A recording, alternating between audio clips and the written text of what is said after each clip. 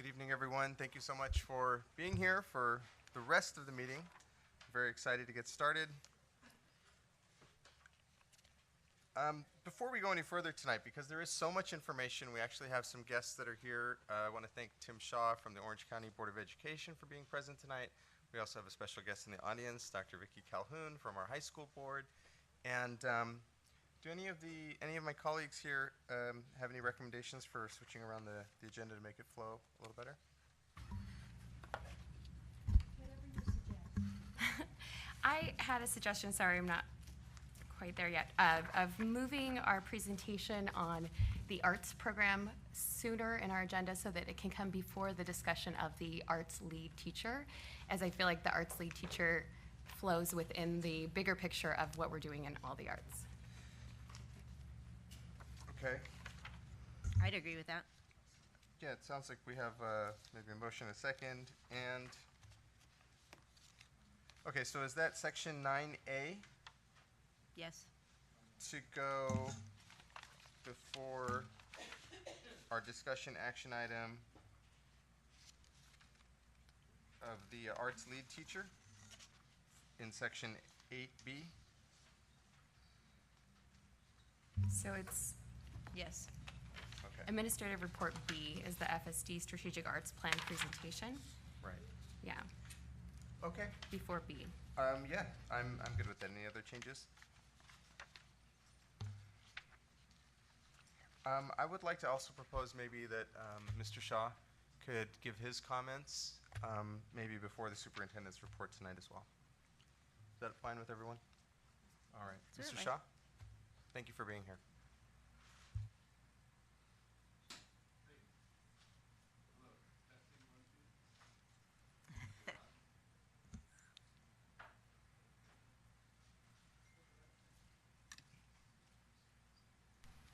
All right, thank you so much for having me.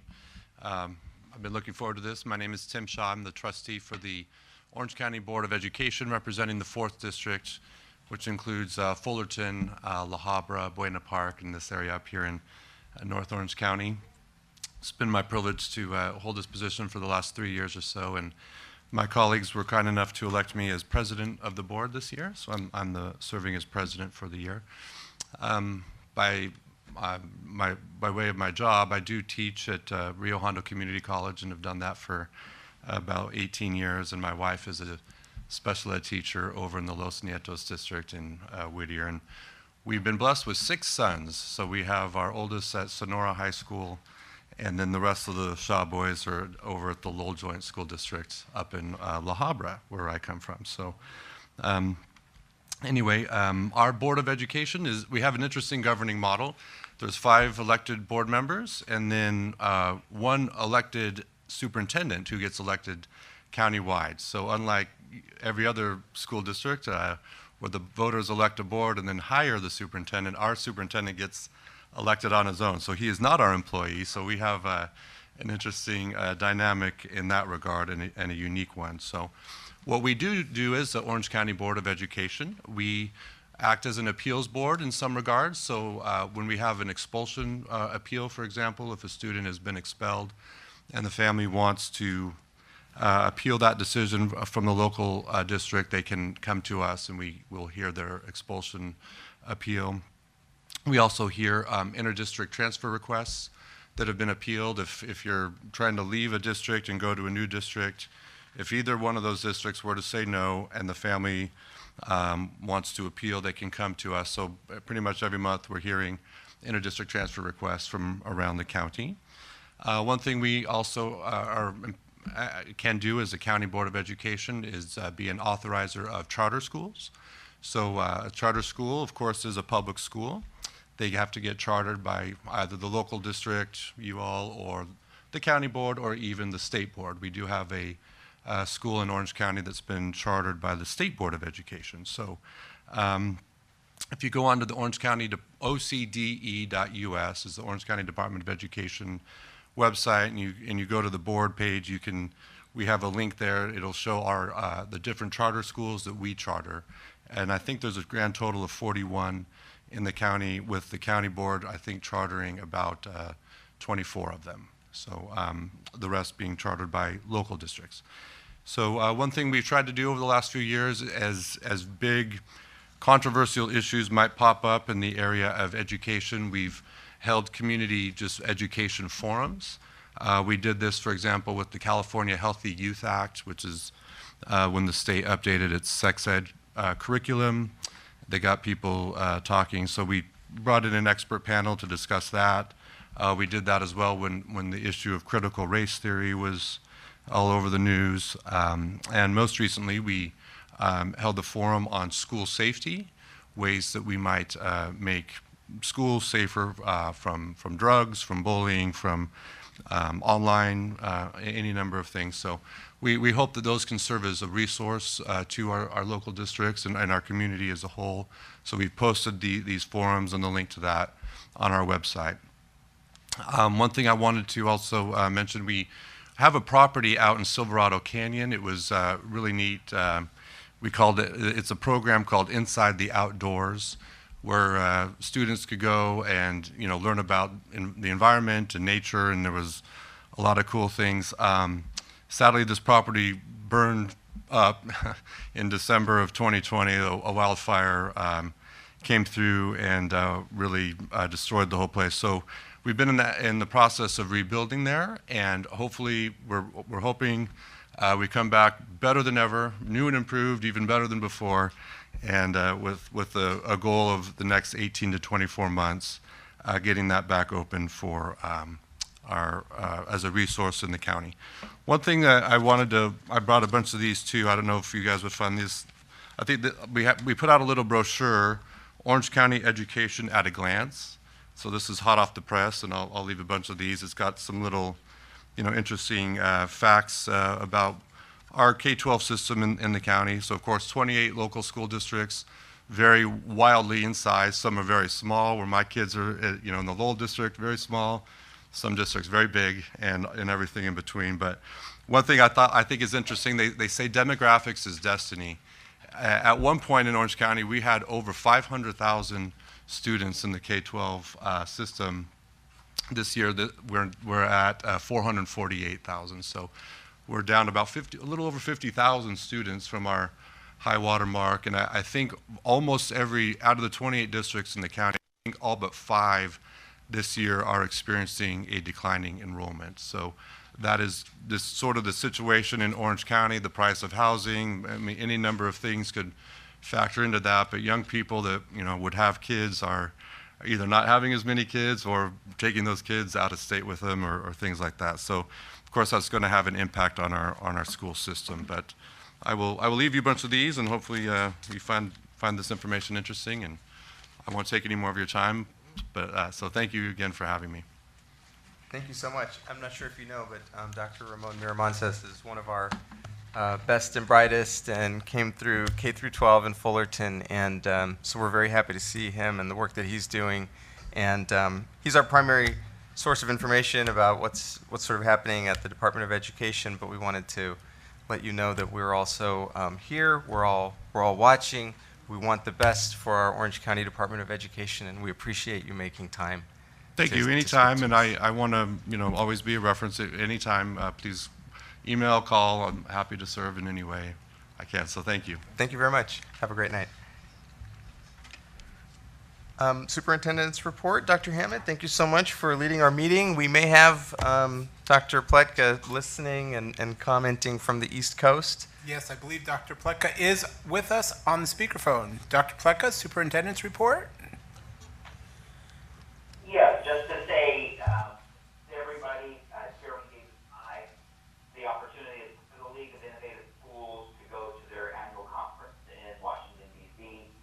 We were recognized and had a chance to go see the President Obama several years ago, and we continued to be honored each year as part of the League of Innovative Schools that was founded originally by Congress, and then some of the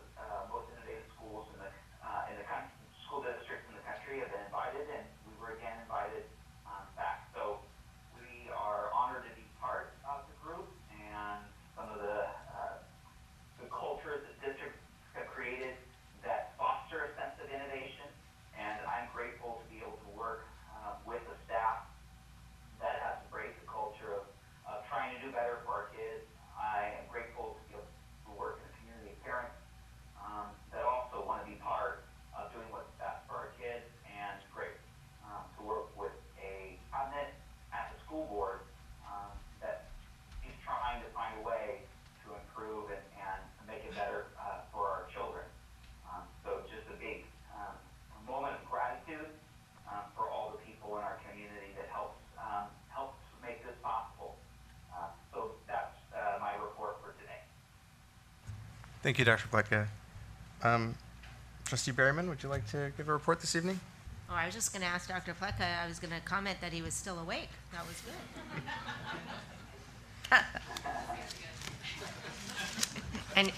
And we know if you're still there, if we start to hear you breathing hard, we'll know that you're gone. Okay. Is that, is that your report, Trustee Berryman? That might be. Part is a little spotty, the Wi-Fi is a bit spotty, but, thank you. My report, I would like to just shout out to Jeremy and all of the department and everyone at the district that's putting together all of our information that's going out about our tiny house. I think that it's been picked up because it's a great thing. It's a win-win for everyone. Our students are benefiting. We're going to benefit the community. It's really one of those projects that's a feel-good, and it's nice to see that we are being picked up in a lot of the local papers, on the news, on everywhere. And I'm hoping that other districts see this and other districts can get behind something like this to really do something about about providing shelter for people who don't have it, providing CTE, possibilities and resources for kids that can build houses and learn how to be construction management and learn to go advocate at the city hall to talk about how we can do things like that. And just bringing all of our community together to do this has been just remarkable. And I'm so proud of being part of this district and being able to just feel good about that program. So I want to give everyone a thank you for that. It's October. I think I'm knee deep. Everyone's knee deep into school and everything going on. And so I think that's it for tonight. We're gonna have a long report, so I know. I'll leave it at that. Thank you. Trustee Talavera? So I also wanted to give a shout out to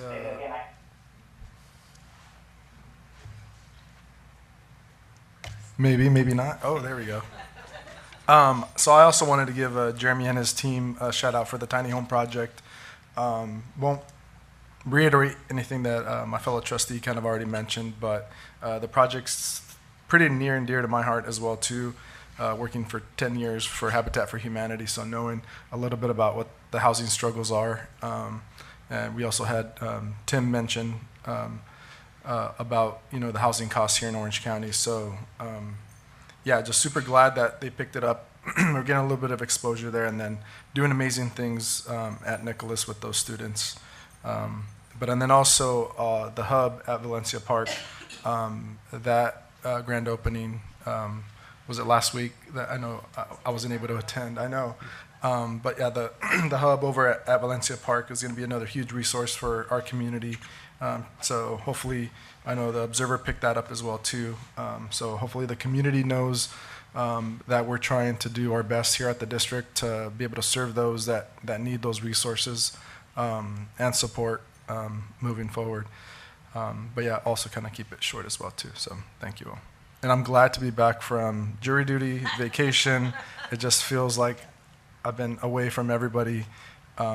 Yeah, so you'll probably start seeing me more at schools again, doing my visits. Yeah. Thank you. Trustee Hanchett? Sure. Well, I wanted to first acknowledge that October is Domestic Violence Awareness Month, and I have lost people I love to domestic violence. So I'm committed to helping to break the stigma around that, and just want to encourage us that domestic violence has no barriers for age, gender, socioeconomic, race. It happens across all of these lines, and so we need to learn the signs. And I especially want to encourage our teachers, if you have any inkling of abuse or anything going on, that we say something and do something about it. I also wanted to share a positive update from the process of pedestrian safety that I've been on with Maple Elementary School. You all will recall I shared a few months ago that over the summer I was invited by our councilman, Zara, to come along on a safety walk along with the Active Transportation Committee. And so I then invited our principals from Maple and Nicholas and some of the office staff and community members from Maple especially to join us, because there were a lot of concerns around around that Valencia-Lemon intersection area, right where our kids and families cross the street every single day on their way to and from school. It's a very busy intersection. The school has witnessed many accidents there. We also saw on our walk broken sidewalks that made it difficult for anyone with wheels to get by. I see some Maple teachers nodding their heads. And the fence concerned me that wraps around Lemon and Valencia. Right on the other side is our kindergarten playground. And so, my thought was, what if a car comes streaming through here and an accident happens? What would that look like for our kids on the playground? So that happened over the summer. I followed up with Principal Abney. We had some conversations, and we decided to use his opportunity with the Coffee with the Principal to have a community conversation to take this further. We worked with FSD staff in charge of safety and maintenance, so Rob and Scott got on the job. They looked at the fencing and thought about the strength of what it could hold, looking for information about that. We invited our city commissioner, Anjali Tapadia, to share about the findings from the walk. We invited the city engineer, Stephen Weiss, to share about traffic collision patterns in that area. Police came, our councilman Zara, and community members from Maple. So we met on October 3rd, and we heard the reports. We collectively brainstormed about what we could do to solve some of these challenges, and specifically thinking about what can the city do, including police, what can the school do and FSD collectively, and what can parents, students, and the community do. And we had some really great outcomes. So this is a picture that we took after some folks were missing. I know Leonel was able to join us, and this is kind of at the end of the meeting. But so many great things came out of this conversation. One mom shared literally through tears. She said this was the first time that so many important people were in the room to discuss our kids' safety, and that she was so grateful that it didn't take a child being hurt or killed to make these changes happen. We had our city engineer agree to return and come watch drop off and pick up and give our staff tips on how to improve the process. And the staff were like, that would be amazing. So that's one outcome we're gonna see. City staff shared that they had recently added a 5-second lead time so that people could cross before the cars were allowed to go. So they would see them in the crosswalk first. And they created a no right turn on red signs. And then police said, okay, we'll come and enforce that and make sure people are following that. Dr. Rob shared about how after researching and trying to find out who built the fence, when, what are the plans, could not find them anywhere. So decided, you know what, they're already 5 feet. Our new standard is 6 feet. Let's redo it. So we're redoing the fence to make sure that those kids are safe on the other side. The Fullerton police, the next day, were on site at that Lemon Valencia intersection because there was an accident.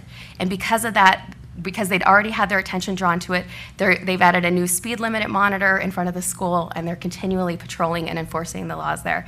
City engineer wrote back that next week saying that the sidewalks had been removed and replaced. So I have a picture of them, I think, on the next slide, or maybe it's the last slide. The sidewalks, this is us, brainstorming how to solve the issues, and then the next is the sidewalk that's just been replaced, and that's the temporary kind of fix, but it's going to be replaced because they were totally broken up by, and this is where the families are walking every single day. So they've made some major changes. I think the last was that, again, the city engineer reported that we're aware of the recent collision, he said, and we're going to expedite our review of the area for potential improvements. So I'm really grateful for the partnership that we saw between our school, our principal, our staff, Principal Abney and his team, especially Sandra and Karina, the district, the city, our police, and especially our parents who showed up and used their voice and their power to make real changes for their community.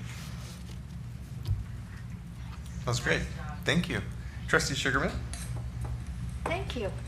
Good job, and thank you, Anthony. Ooh, and Councilman Zara, all of you put something in play that's making a difference there, and that's fabulous. Really appreciate that. I want to congratulate all the schools today for behavior improvement. I think that teaching children how to get along and behave makes not only a difference in their personal lives, makes their souls happier, but also makes teaching easier and better. And so thank you all for all the work you've done to make this happen for our students. Great job.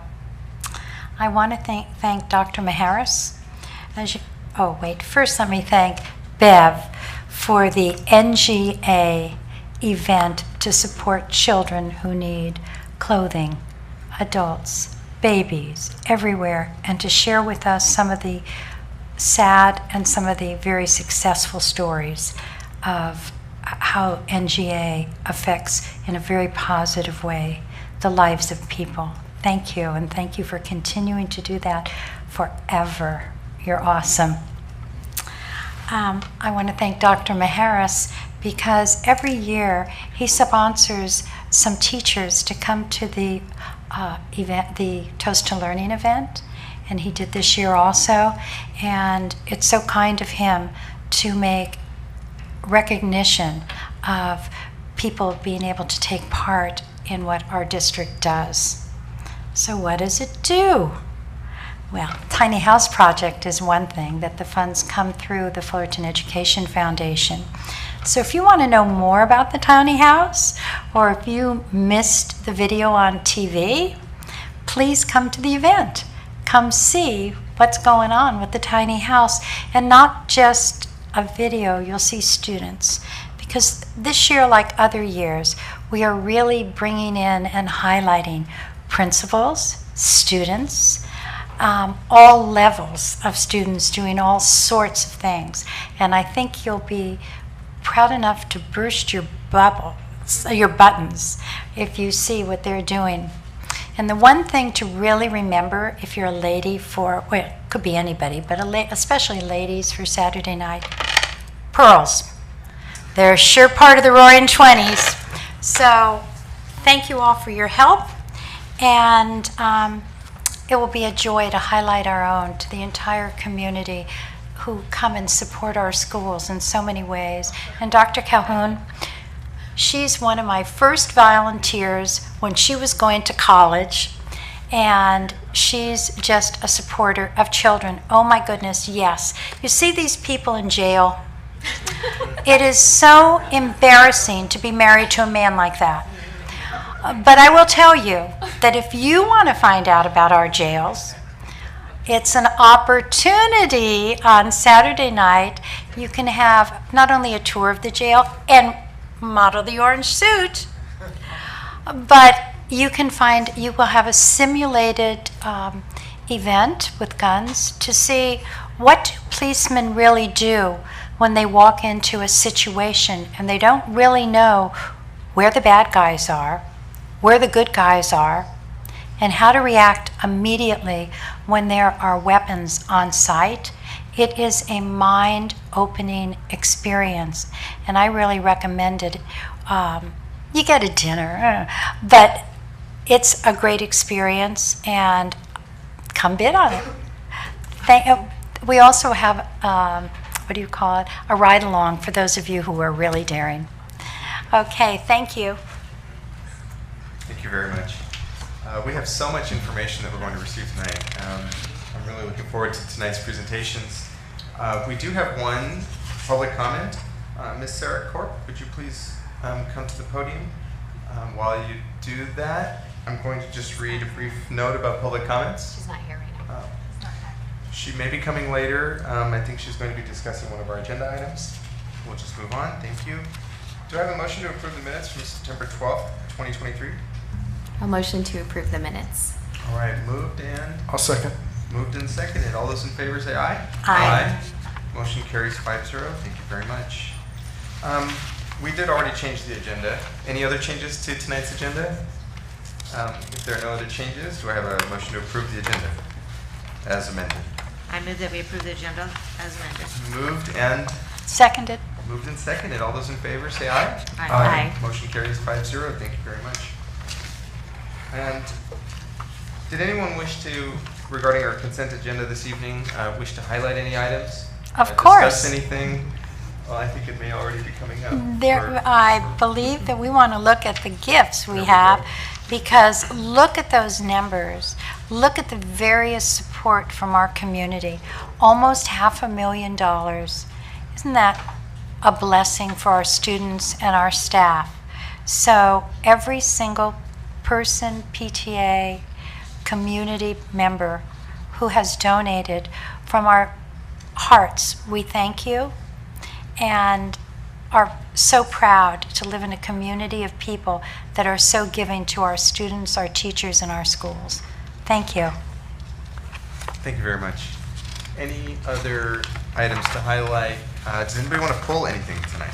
I just wanted to note item O is, and say thank you to Providence St. Jude Medical Center because they have donated $250,000 in a grant aimed at creating stronger foundation for academic success and holistic well-being of vulnerable students and their families within the Fullerton community. So that $250,000 is going to help pay for 3 full-time employees, social service assistants, and the hub, which we've just newly opened at Valencia Park, serving our families and our community. So thank you to Providence St. Jude very much. I was Second gonna- that. I was going to say that too, so thank you for that. The other thing is that we're embarking on our California Healthy Kids Survey. So I know that that's a great way to gather some feedback on exactly what the climate is out there with our students. Hoping to be able to get that information and look at what it has been in the past and really be able to track some of our SEL programs and some of the things that are going on in our schools. So looking forward to seeing that. I also wanted to give a shout out to, it looks like Raymond, because they are adding to their lunchtime program, right? Their soccer program. I think that's a great way to engage our students during the lunchtime. Keeps them positively focused on something, right? And I know that as our kids get a little bit older and older, it's harder. So. Thank you for doing that. The other thing I had was I just wanted to give a shout out. I'm looking forward to hearing about Dr. Tyrone Howard. Looking at having him come and speak to a group of, so I'm really interested in that. I'm thinking that what a great topic to bring in to provide information to our staff just about toxic stressors and trauma-informed care. Those are things that are just so near and dear to my heart. I'm looking forward to that as well. So thank you for making that happen. Thank you. I already asked if we could come, Bev. I have it right here. Any other items that anyone would like to highlight or discuss? If not, do I have a motion to approve tonight's consent agenda? I move to approve the consent agenda for tonight. Thank you very much, Trustee Sugarman. Do we have a second? I'll second. Moved and seconded. All those in favor, say aye. Aye. Great. Motion carries 5-0. Item 8A, to approve the new committee on assignment recommendations for the 2023-2024 school year. Is anyone presenting on this one, Dr. Hammett? That would be me. No. Thank you, sir. All right, so we have a few other assignments. This year, the Orange County Department of Ed has changed our normal reviewer of our assignments, and they have identified a few other assignments in which we have teachers who are qualified to teach the topic or the subject area because they've taught it before. However, they don't hold the specific single subject credential. So we're bringing those forward tonight to make sure that all of our teachers who are teaching in each of our elective classes have the appropriate authorization to continue teaching those classes they've taught in the past. Thank you, Dr. Hammond. Is there any discussion or questions from the board regarding this item? Is that going to be very complicated? No, it should not be complicated. This should help make sure we have everything in line and we're ready for that audit. Thank you. Do we have a motion to approve item 8A? I move to approve the new committee on assignment recommendations for the 2023-24 school year. I second that, and I'm really pleased that we're doing this because it's best for our children. Thank you very much. Moved and seconded. All those in favor say aye. Aye. Motion carries 5-0. Thank you very much. Per our amended agenda, section 9A, which is the FSD Strategic Arts Plan presentation. Dr. Brown and Phil, would you kindly,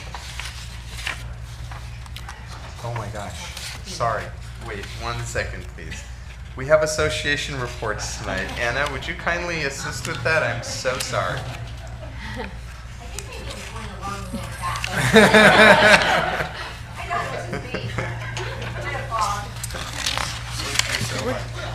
We'll start with the DLAC report. Outside. Do we have a report from DLEC this evening? Yes, you forgot about us. That's okay, though. You're just waiting till the right time. That's okay. I was ready for the presentation, so it's okay. Good evening, President Tagore, school board members, Superintendent Dr. Pletka, not sure if he's still listening, Deputy Superintendent Dr. Hammett, Executive Cabinet, and families present and listening. We want to thank Maple Elementary Principal Anthony Abney and the parents for hosting our first DLAC. Our first DLAC meeting. The event was very well organized. For those of you who attended, know we felt very welcomed by the school, the parents, the volunteers. They made pozole, which was really, really good. We were able to see the murals all around the school playground. And Dr. Abney did a great job highlighting his school. It was really, really nice to be there and to see everybody there. I attended an ELAC meeting at Nicholas Junior High to show parents support and encourage them to participate. I'm going to start going to their other schools' ELAC meetings. I feel like it's important for me to be present and, see how I can help and be a part of the different schools. I also attended and helped host an assembly at Ladera Vista Junior High as they celebrated Hispanic Heritage Month with folklorico dancers. It was an honor to be there and experience how these kids take pride in their roots and culture with pride. It was very nice. Our parent-family engagement training continues with the 10 Educational Essentials program at Nicholas. I hear you. These trainings provide tools and resources that continue to empower and support parents to navigate the school system. So in return, they can help their children reach their full academic potential. Also, for those of you who don't know yet, we look forward to seeing you all at the Champions for Learning block party here at Pacific Drive. On Saturday, November 4th from 9 to 1, it will offer many resources for the community and gather input for parents for the LPAC. And that is it for my report. My name is Vanessa, and I'm your DLAC president. Thank you so much. I hear you. I know you're there. Thank you so much. Do we have a report from PTA this evening? President Tagore, we do not have a report from PTA tonight. All right. Do we have a report from CSEA this evening?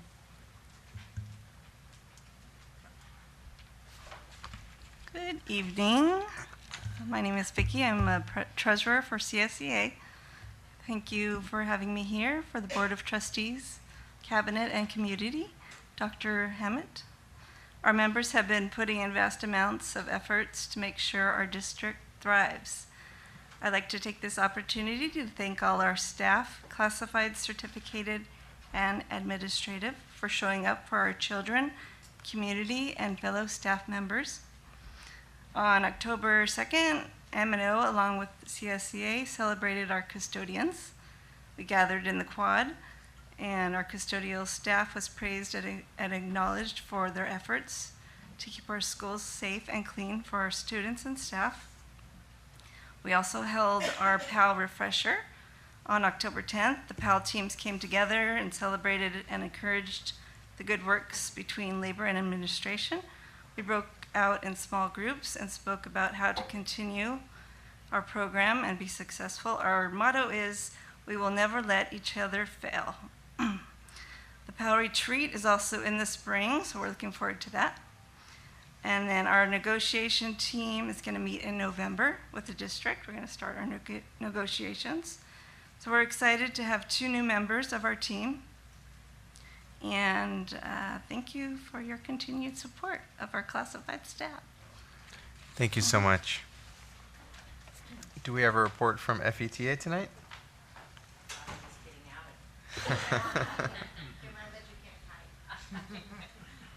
We love hearing from you.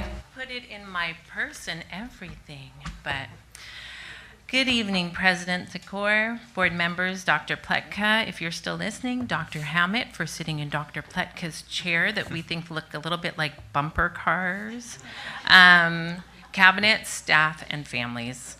First, FETA would like to thank Dr. Hammett and his team for working with us on the equity in instructional minutes. We look forward to having school leadership teams work on this at their sites in the near future. Both Jeremy Davis, who is also in Washington, D.C., and Andrea Lopez attended our October Rep Council meeting. Jeremy shared tech tips to keep us all secure on our devices, along with a preview regarding controls to help our parents and their children's devices, with their children's devices. Andrea got a few of us seasoned teachers excited with answers to some top frequently asked questions about retirement, along with sharing our benefit programs. And thank you both for visiting us. The next thing I'd like to share, I want to say first that it is not taking away at all from PBIS and all the work that you guys have done, because we know that PBIS works for most children. But there's a few who have behaviors that we're having struggles with. And I've heard from about 8 schools with teachers that are having some concerns. And so we just wanted to bring this forward from the view of a teacher. So I don't know if Anna, did you have that little picture I sent?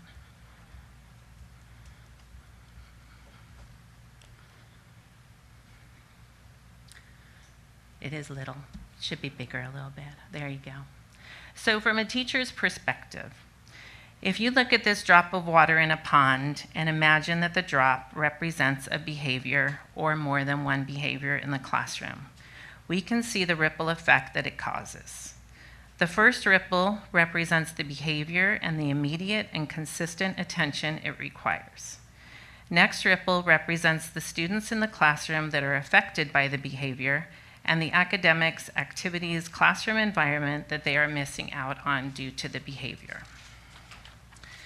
Next, we see the ripple that affects our admin, our RSP teachers, our counselors, our psychologists, our classified staff, who have to stop what they are doing to support and keep the behavior, to keep safe the behavior, to support the behavior.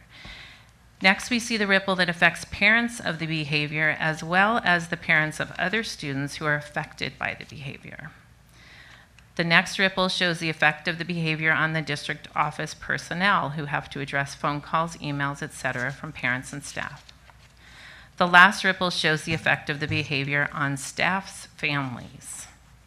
And the land around the pond is predominantly the classroom teacher trying to keep it all together, trying to keep the water calm in the pond, trying to fix the behavior, trying to keep all students safe, worrying about how this might look to those who are looking at the behavior and judging classroom strategies and management, trying to talk to parents and support them with their concerns about the behaviors in the classroom, then finally going home and trying to not let the behavior affect their own children, their significant others, their home life, and their own emotions. Because in the end, the behavior is still there. It is a constant thing that the teacher is trying to help, support, love, change, so that they can educate all of their students and do the job that they were hired to do. We know that our district is not alone in this challenge. We also know that we have many of you who support us, but something has to change. FETA has formed a new committee to look at behaviors. We look forward to bringing ideas, thoughts, and conversations to the table soon. Thank you. Thank you very much. Fesma?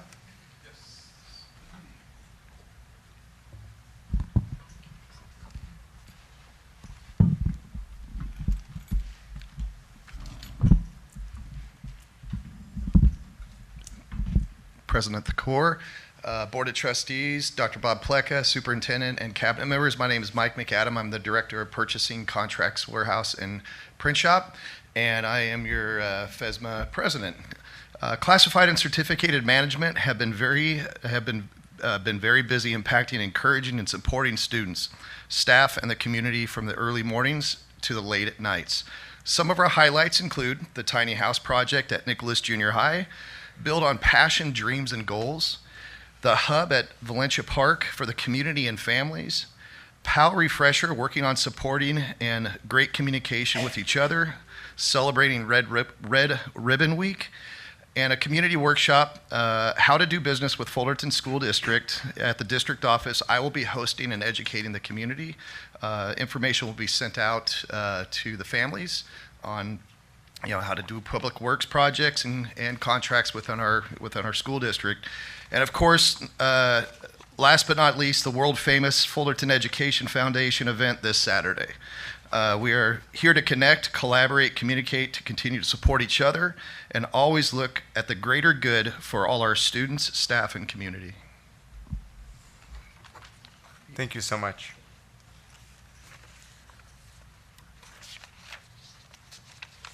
I believe that we have our public comment. Sarah Korp,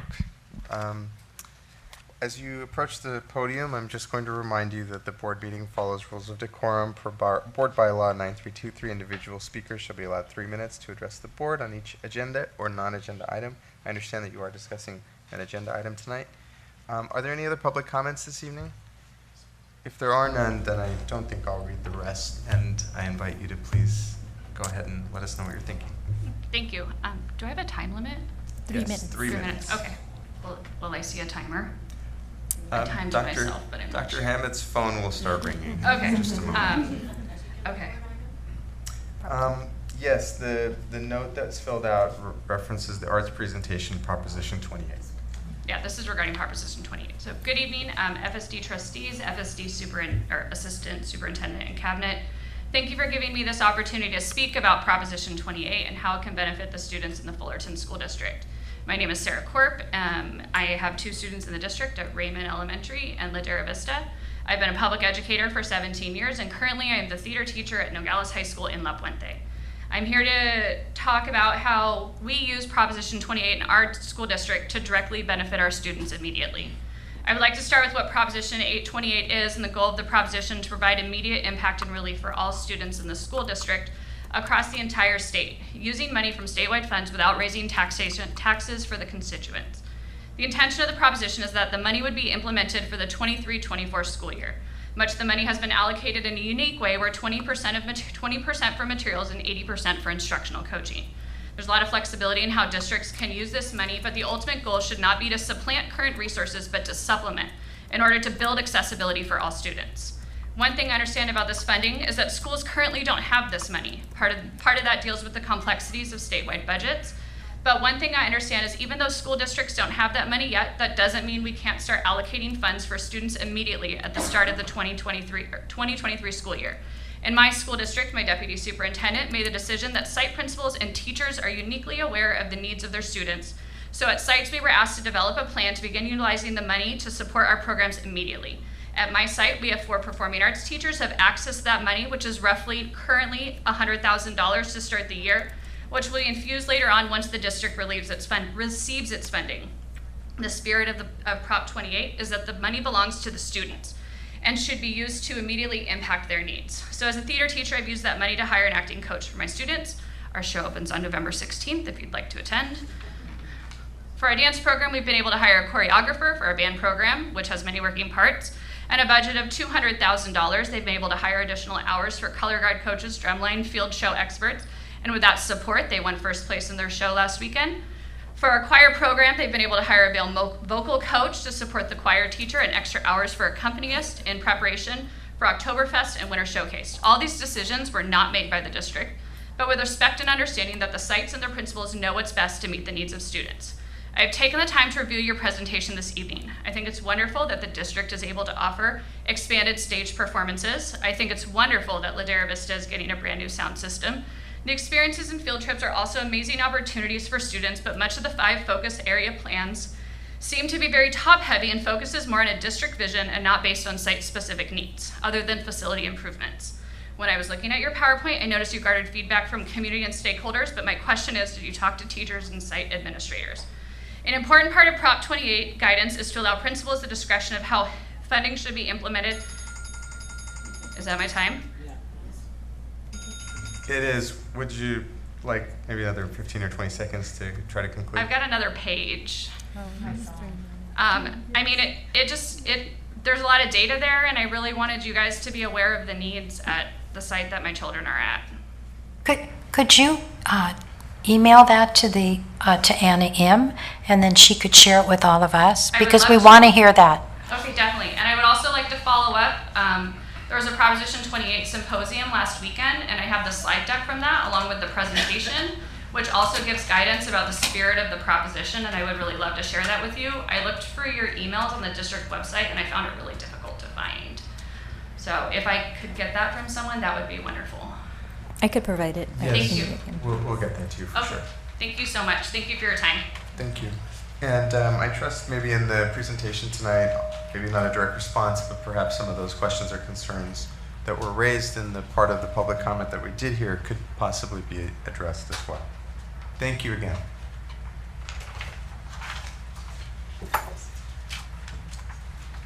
All right, so discussion item 9A. If we could have Dr. Brown and Phil Ling, thank you very much. Please come to the podium for this portion of the discussion tonight. So good afternoon, good evening. I am Dr. Brown, Assistant Superintendent of Ed Services, and I am going to defer to my Arts Director, Phil Ling, to present his beautiful presentation on arts and our plan for the 2023-24 school year. Good evening, President Takur, Board of Trustees, Dr. Pletka, wherever you might be, Cabinet and FSD community. I'm Phil Ling, Director of Ed Services, supporting the arts. And I want to highlight real quickly, we have around the room, you can see artwork from all three walls of the room. And this is part of the Fukui Art Exchange, where we partner with the city of Fukui in Japan, and we do an art exchange where they send us about 30 or so pieces of art from their students, and then we send back as well some beautiful artwork, and then it's on display for them in their city at one of their exhibition halls for about 4,000 or 5,000 people to view. And then we have their artwork as well. We're going to view it here, as well as working with our Fullerton Museum Center counterparts for a free exhibit as well. So it's a beautiful exchange of art and a beautiful relationship we have with the city of Fukui. And so I want to highlight the artwork here and a little story about that right behind me as well too. So if you want to come and take a look anytime, it is right there for you. So tonight I want to talk about the 3-year arts plan and discuss a few things. But first thing I want to give you a quote. And the purpose of arts education is not to produce more artists, though that is a great byproduct. The real purpose of arts education is to create complete human beings capable of leading successful and productive lives in a free society. And this is by poet Dana Gioia. And so we in FSD do an excellent job of really helping the holistic child find their passions and interests and how that connects with their paths. A little shout out to Pathfinder there as well too. So I want to give you a little update as far as what our current programs are. These are a few of the buckets of programs that we currently do have. In the middle, you see FSD All the Arts, and this is our bread and butter arts program where our students in all our elementary sites receive visual arts, dance, music, theater, and media arts lessons through All the Arts educators. We have our stage program as well too, where at our elementary sites, our 3rd through 6th graders can experience a 10-week theater program, where maybe with very little theater experience, they come in and by 10 weeks have a fully produced, are able to build their performance skills in a fully produced main stage production. Our art centers and labs, our 3 of them, our Clay Lab, Civilizations Lab, and our Color, Shapes, and Numbers Labs are also 3 museum-like field trips that our elementary sites can come and take as well too, and experience art with a content connection, and in some cases history and science as well at our Clay Lab. On the bottom, you see 3 other programs that are also very important to us. Our instrumental music program for our 5th and 6th grade students, our array of junior high arts courses, about 30 different types of electives at our K-8s, and our junior highs, and also our family arts nights, which are points of engagement where arts and community come together. So what have we heard and what have we done to gather input? And so there are 4 layers of input that I'd like to speak to tonight and hopefully help clarify as well too. The first layer is site input. And so we had several different portions of site input. One thing we did was we asked site administrators to send out surveys to all students at their elementary sites, provide feedback on what do they like about the arts, what are some arts that mean more to them, what do they want to see at their schools. So student input was gathered at the site level. Staff input was also gathered at the site where staff was asked about their needs and priorities for the arts specifically. And so both students as well as staff at the site level were polled. Secondly, there was an arts focus group sent out in the fall of last year where we did gather representatives from every school site, both parents, community members, as well as staff, to gather, based on those survey results, to figure out priorities. And you see some of these here on the board as well. Third, we have district-wide surveys as well, where we polled the entire district last fall, asking for all their priorities as well regarding what they want to see in the arts. And lastly, our fourth layer is consulting with the All the Arts Foundation, a trusted thought partner, and seeing where they believe we can best also help support our students in the arts. And so you see 6 buckets here, 6 categories and domains where we ask the focus group to help narrow in and what are the main priorities we want to see here. And so the first is visual arts and visual and media arts. You can see there that from the focus group, gathering all the data, some of the 3 important pieces would be emphasizing foundational skills, looking at how it relates to career applications, and also increasing arts instruction, visual arts instruction. The second, performing arts, another priority for the group was increasing theater productions, primarily through stage, but not limited to stage as well, culture diverse experiences, and also increasing instrumental and general music. Thirdly, arts experiences, learning, and activities outside the classroom. This included student-led experiences and field trips. Fourth, infrastructure is also a highly discussed point. Increased arts designated spaces at sites, creating sound and lighting, and additional clay lab is also mentioned too. Fifth, materials and supplies. Band and orchestra instruments are a huge need for our district currently, and also looking at fine arts materials and supplying that at our school sites. And lastly, additional areas that the focus group as well as the surveys mentioned were arts professional development, bring in certificated teachers, as well as technical and sound services, again, to support both our school sites with the Performing Arts Center, as well as through our theater programs. So what are our immediate actions? So based on what we've received feedback from, we're going to jump right into action. And so there are 4 major things we're doing. And I think someone mentioned this earlier too. At Ladera Vista, for example, we're currently in talks with a vendor to try and get the sound system installed. And so we polled our Ladera Vista staff, brought in our maintenance, brought in our business department, and came together with our vendors to look at when we can best and most quickly install a sound system for Ladera Vista. Second, physical stage replacements were also a high need area. We want to make sure that all of our schools have adequate stages that are ADA compliant as well as fit for theater productions. And so we're currently looking at and working on installing stages at 2 sites that need it desperately. Thirdly, securing an additional clay lab as well too was a priority, and so we're looking at that, and we currently have the site just about secured and looking at installation of a kiln, looking at the space and securing that and making sure that it's ready for a clay lab for next year. And lastly, another immediate action is currently working with the vendors to replace over 100 new instruments as well for our instrumental music program, both at junior high as well as in the elementary levels. So looking at the 5 focal areas, these are 5 areas based on all the feedback we received. Really the foundation was the focus group and the community's feedback that we received that came about with these 5 areas. The first is visual and fine arts field trips and experiences. The second is arts integration. The third is arts career application. Fourth, general music and our growth plan for that, and also expanded theater programs. And I want to highlight one other piece at the bottom as well too, is that there will be some flexibility as well for local investments and local decisions at the site level regarding what they want to see in the arts too. So they'll have some flexibility as well beyond just these 5 focal areas.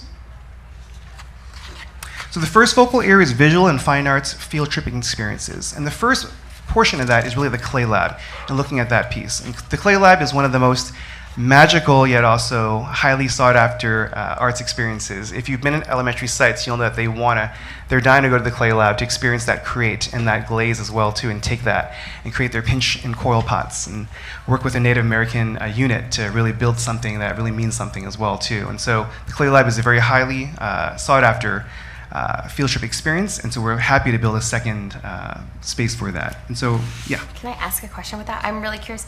Does that mean it's booked every day, all day right now?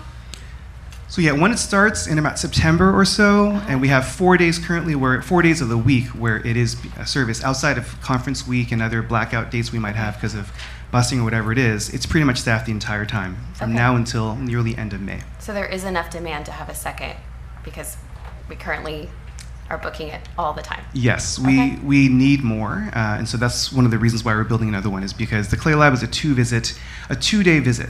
They come first to create their pinch pots or their coil pots. They come back about 3 weeks later, then after it's been fired in the kiln, to then paint and glaze and finish off the projects as well too. Okay, thank you. So that gives us about 100 or so spots for our 1st through 6th grade classes, which is why we do need more additional spots to fill those needs. Where do you see the second lab at, or do you? Yes, we're looking at Commonwealth currently, and that's pretty much a go, is Commonwealth School on the east side of town. So we'll have one in the east and one in the west as well too, to service both sides of town. So the Clay Lab is a huge priority for us, the first portion of our focal area 1. Secondly, arts field trips and partnerships. We're looking at various partnerships through either OSHA, Segerstrom, Philharmonic Society, and bringing in really the arts beyond just what happens in the classroom. So taking students directly to these venues, to museums, bringing in professionals as well to come in and really see what that looks like beyond just the normal current arts educational experience that we offer through all the arts. So it's a partnership of both all the arts as well as outside experiences as well. Secondly, our second focal area is really the piece and the role of the arts lead teachers as well as our current Ed Services arts team. And so there are 2 portions to this as well. The first part is really providing additional expanded arts instructional resources. All the arts back in the day was built on the model of professional development, really passing it on to teachers to be able to integrate the arts from their all the arts lessons. And so we want to take that and bring that to the next level. And so providing greater resources is part of what the arts lead teachers will do, as well as our Ed Services art team. And the second portion is going to be the arts PD and guidance. And so what we want to do is really leverage arts lead teachers' roles to facilitate meaningful PD, professional development, around culture responsive arts instruction, providing equity, as well as principles and arts principles around that and content area connections. Phil, I have a question. So the first hand of this is to provide resources and lesson resources. Those would be for students?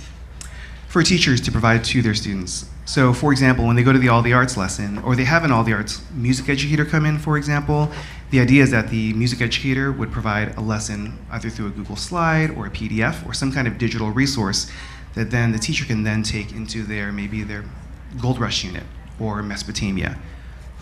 Okay, that makes sense.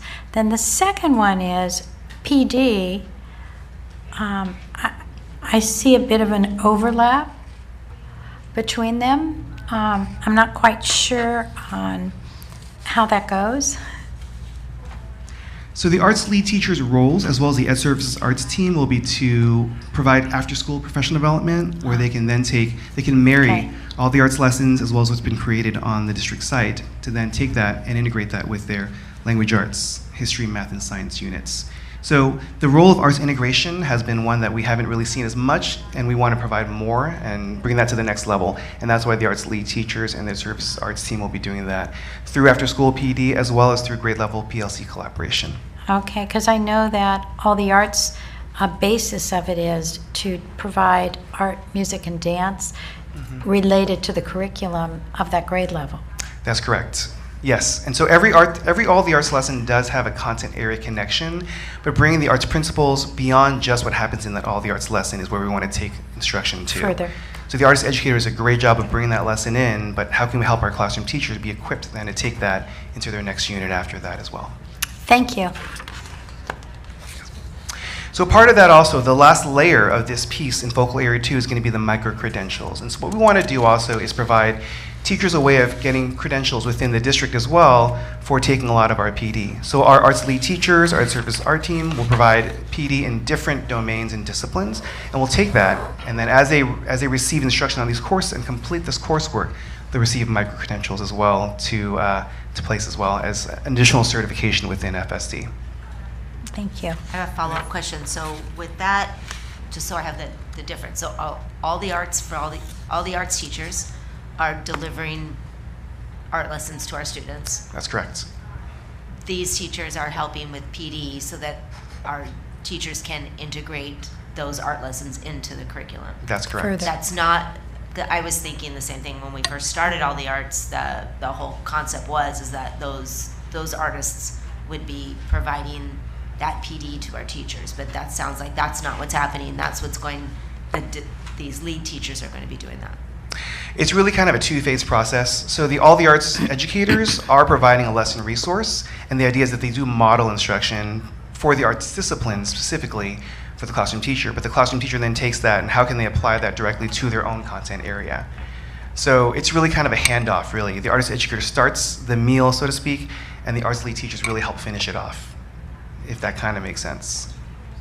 So they get the four lessons from the professional and then move it forward. Yeah, how do you marry the two? So there's 6 lessons for each domain, and the arts lead teachers come in and provide that afterwards. Thank you. And when do our teachers get this professional development?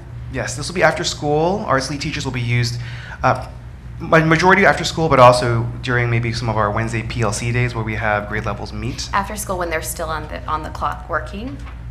Probably after hours, yes. But they're paid for that, or? So a lot of our PD is currently paid.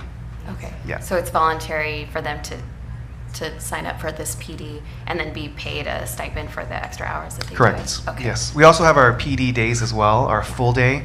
In November, I believe we have one coming up, and so those types of days will be also opportunities for arts lead teachers to provide more training. And we'll get the money for a lot of this from the grant. Multiple funding sources, correct, including Prop 28, including our block grant, and some of the investments that FSD has already made in the arts. Great. Including to pay the stipend for the extra hours that the teachers are working to do the professional development? Yes. And really one of the things we're looking at is how do we continue and expand arts across all the curricular domains. There are many examples of art, and art is integrated in history, in math, in language arts, and really providing teachers with tools and abilities to see that beyond just what All the Arts provides. All the Arts is one of the avenues, but provide those resources for teachers so they're able to have them accessible and be able to integrate them into their lessons without having to go out and find them themselves. One of the things too, I'm getting a request from our listeners on the phone if we could all speak right into our microphones. I guess our voices aren't coming through loud enough, so if everyone could lean a little closer, that'd be great. One other point I want to make too is the arts lead teachers will also help be model teachers as well, model classrooms. So as we do invite classroom teachers to come and see them maybe on a half-day basis to come and see what's happening in their classrooms, that's another opportunity for learning as well for our general education teachers. So our third focal area, again based on the focus group feedback we received, was looking at how we can marry careers with the arts as well too, and what it looks like for our students. And so one area we're looking at currently is UX design, which is user interface design. FSD is very gifted in helping students create quite a bit, creating apps, creating digital experiences. Another avenue we want to help bring together with, and alongside of that would be also looking at the user experience. So how do we look at the psychology of the user? How do we look at products being created for the user and design something that really means quite more for the user's end of things? And the second piece also is going to be Arts Career Series, bringing in arts professionals to come in, bringing those field trips like we talked about earlier to really help see how careers can happen in a variety of sectors and fields in the arts. Can we go back to the user design? Mm-hmm. For those of us that might not be there yet? Can you explain that one a little bit more for me? Sure. So this is looking at creating, for example, a digital resource like an app, for example, but it's really looking at, well, what does a user want? What are some of the preferences that the user might have? Looking at maybe, for example, say social media app. Who is our current demographic? What are their preferences? What are their likes? What are their wants? And understanding that piece. And from there, using the design process to then create something that means quite a bit from the user end of things. So it's looking at both sides of the coin, really. And that's intended to be an after-school junior high opportunity? We're looking at upper grade as well as junior high, both. Mm-hmm. So it could come from an after-school class. It might also come from maybe local community colleges as well, if we can provide that course and work together with our local community college partners. Was that based on feedback from the community or students that they wanted this kind of opportunity? Yeah, so based on the focus group, they did talk about digital arts as well as careers as well. Would this be part of our middle school program? Middle college program? Yeah, that's something we're looking at as well too. It could quite possibly. And one of the things we're seeing, Phil, One of the things we're seeing as well, Phil, is with the proliferation of STEAM and technology integrated into the arts, this is just one example of what's possible related to STEAM. Because there are, I don't know if you've seen some of the artwork that can be created through AI and the many different things that are expanding rapidly. So we know that this is just one example of some ways arts could be integrated for our upper graders and junior hires utilizing STEAM. Our fourth focal area is going to be our FSD General Music Growth Plan. And what we're looking at is bringing in certificated music teachers to come in and provide greater music instruction for our kids.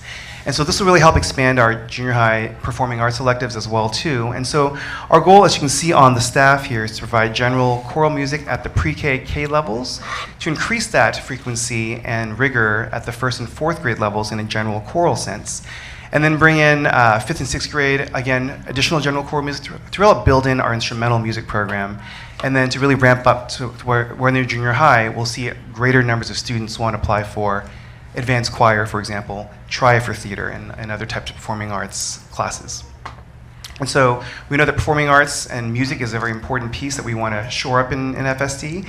But showcases are also important, and really providing students a place to perform, a place to show what they've learned. And so we're looking at bringing in and working on elementary instrumental and choir performances like festivals, and also another avenue for students who may not be in maybe, let's say, instrumental music in the traditional setting would be other areas like Battle of the Bands is one thing we're looking at as well, where they can then pick a music style they're more accustomed to or prefer, and then have a showcase for them there as well too. So this plan does involve, again, increased music instruction, but also a place for them to perform and to showcase what they've learned. So we feel that we have an ongoing ability to hire more staff to teach art programs and music and dance programs. Yes, in this case, the general music program, that would be correct. With that, you mentioned instructional minutes. So does this mean increased instructional minutes outside of what we would think of our typical classroom day to devote to choral music or instrumental music? This would be within the instructional day, yes. And so currently we do have all the arts, for example, that does come in during the day. Yeah. It does utilize many of the instructional minutes that we currently have. And so this would be another element that's working in partnership with all the arts to see where we can bring in the two. I guess I'm wondering, does that mean decreasing in other areas? Because without decreasing what we do in all the arts, I mean, in order to have kids ready for, an advanced level band, they need more time with their instruments, right? Once a quarter isn't going to be enough to get you ready. So are we talking significant instructional minutes devoted to these instruments or choral music? Are we taking away from all the arts in order to increase these instrumental opportunities? We are looking at balancing both all the arts and general music together to leverage both. So what that increase might look like currently, we're working on what models that could be. And so it could be something where it's, for example, let's say once a month or once every couple weeks or so for pre-K, and building that instructional minute amount as you go up in grade level. So it could be maybe once a month for pre-K, it could be maybe twice a month for 1st or 4th grade, and then maybe once a week for 5th through 6th grade. And with the idea of perhaps starting earlier with the music instruction around the band and the instruments, so that students get earlier exposure and are able to build skill longer over time, but not to decrease instructional minutes, because we know instructional minutes are tight already for teachers. I mean, that's my concern. Yes, but we know that if we could start earlier and provide more exposure to students over time, we could hopefully get them to have better expertise. We also, I know there's been discussions of how do we provide maybe some opportunities during lunch breaks or during, after school, much like we would have the students perhaps do soccer or do an activity at lunch. Maybe they could do some band practice and some different activities like that that wouldn't diminish instructional minutes. Yeah. But we need enough teachers. Yes, need enough teachers, and that's what's great about having these funds. Well, and would you use the pre-K and the lower grades to infuse it into the curriculum? So would you then do some kind of concert or some kind of music lesson along with something else that went with the Gold Rush or that went with whatever they're doing? I mean, could you integrate it that way? I think there's definitely a possibility that we can do. We're currently looking at providing just general music, but then marrying the two as well is one of our biggest goals. And between this and the arts lead teachers, I think we can definitely work on a plan that moves in that direction. And our fifth focal area is going to be our expanded theater programs, as you saw in our focus groups. And this is going to be where we did increase recently the role of our project liaison to help support theater programs. And so that's the first step that we did look at in terms of expanding our stage offerings. We are currently in the process of hiring additional stage directors, using our arts lead teachers' skills and talents as well to support our stage programs is also part of that. Additionally, providing additional stage shows also means more props and backdrops and materials. And so between the props, backdrops, and costuming, we're currently looking at how we can expand that. What are we looking to purchase, for example? And so we're currently looking at several titles that we can add to our current library, and the idea is to keep expanding it every year as well, too. Storage. Yes. We have limited storage, but we're working on clearing out some of our old pieces and providing more space for the new pieces as well. And so our 3-year plan looks like this in terms of what we're doing this year, next year, and the year after. And so currently this year, you can see in the green, this is what we currently are working on and have completed. And so we've currently communicated our arts plan, for example, to our arts focus group. We just met last week and closed out our conversation and helped share with them the results and the fruits of their input and discussion as well, too. We're currently in the process of looking at our arts leads as well and hiring them. I think we're in the process of that. The stage investments are another piece we're currently doing right now. We're looking at bringing in physical stages. We're also looking at adding more titles. Musical instruments, something we're purchasing currently right now, and really kind of focusing on those immediate needs that we can purchase right now. For next year, we'll be building our field trip experiences, increasing our clay lab, our second location that we mentioned earlier, by at least 50%, so we can offer, hopefully, at least 50 more classes at the opportunity to visit the clay lab. Bringing in our arts leads in their professional development, really in full-fledged models. That'll be happening in full swing next year. Musical program implementation will also be in full effect by then. We'll hire this year for next year. And also increase our stage theater offerings for our elementary schools by at least 50%. And then our UX design careers phase will be in phase 1 at least, where we're at least offering after-school courses for elementary or upper junior high school students. And then in 25-26, we're hoping then, yes. We have 2 schools, art schools. Okay, we've got Golden Hill and we have Ladera Vista. Junior high arts. They're developing strong programs.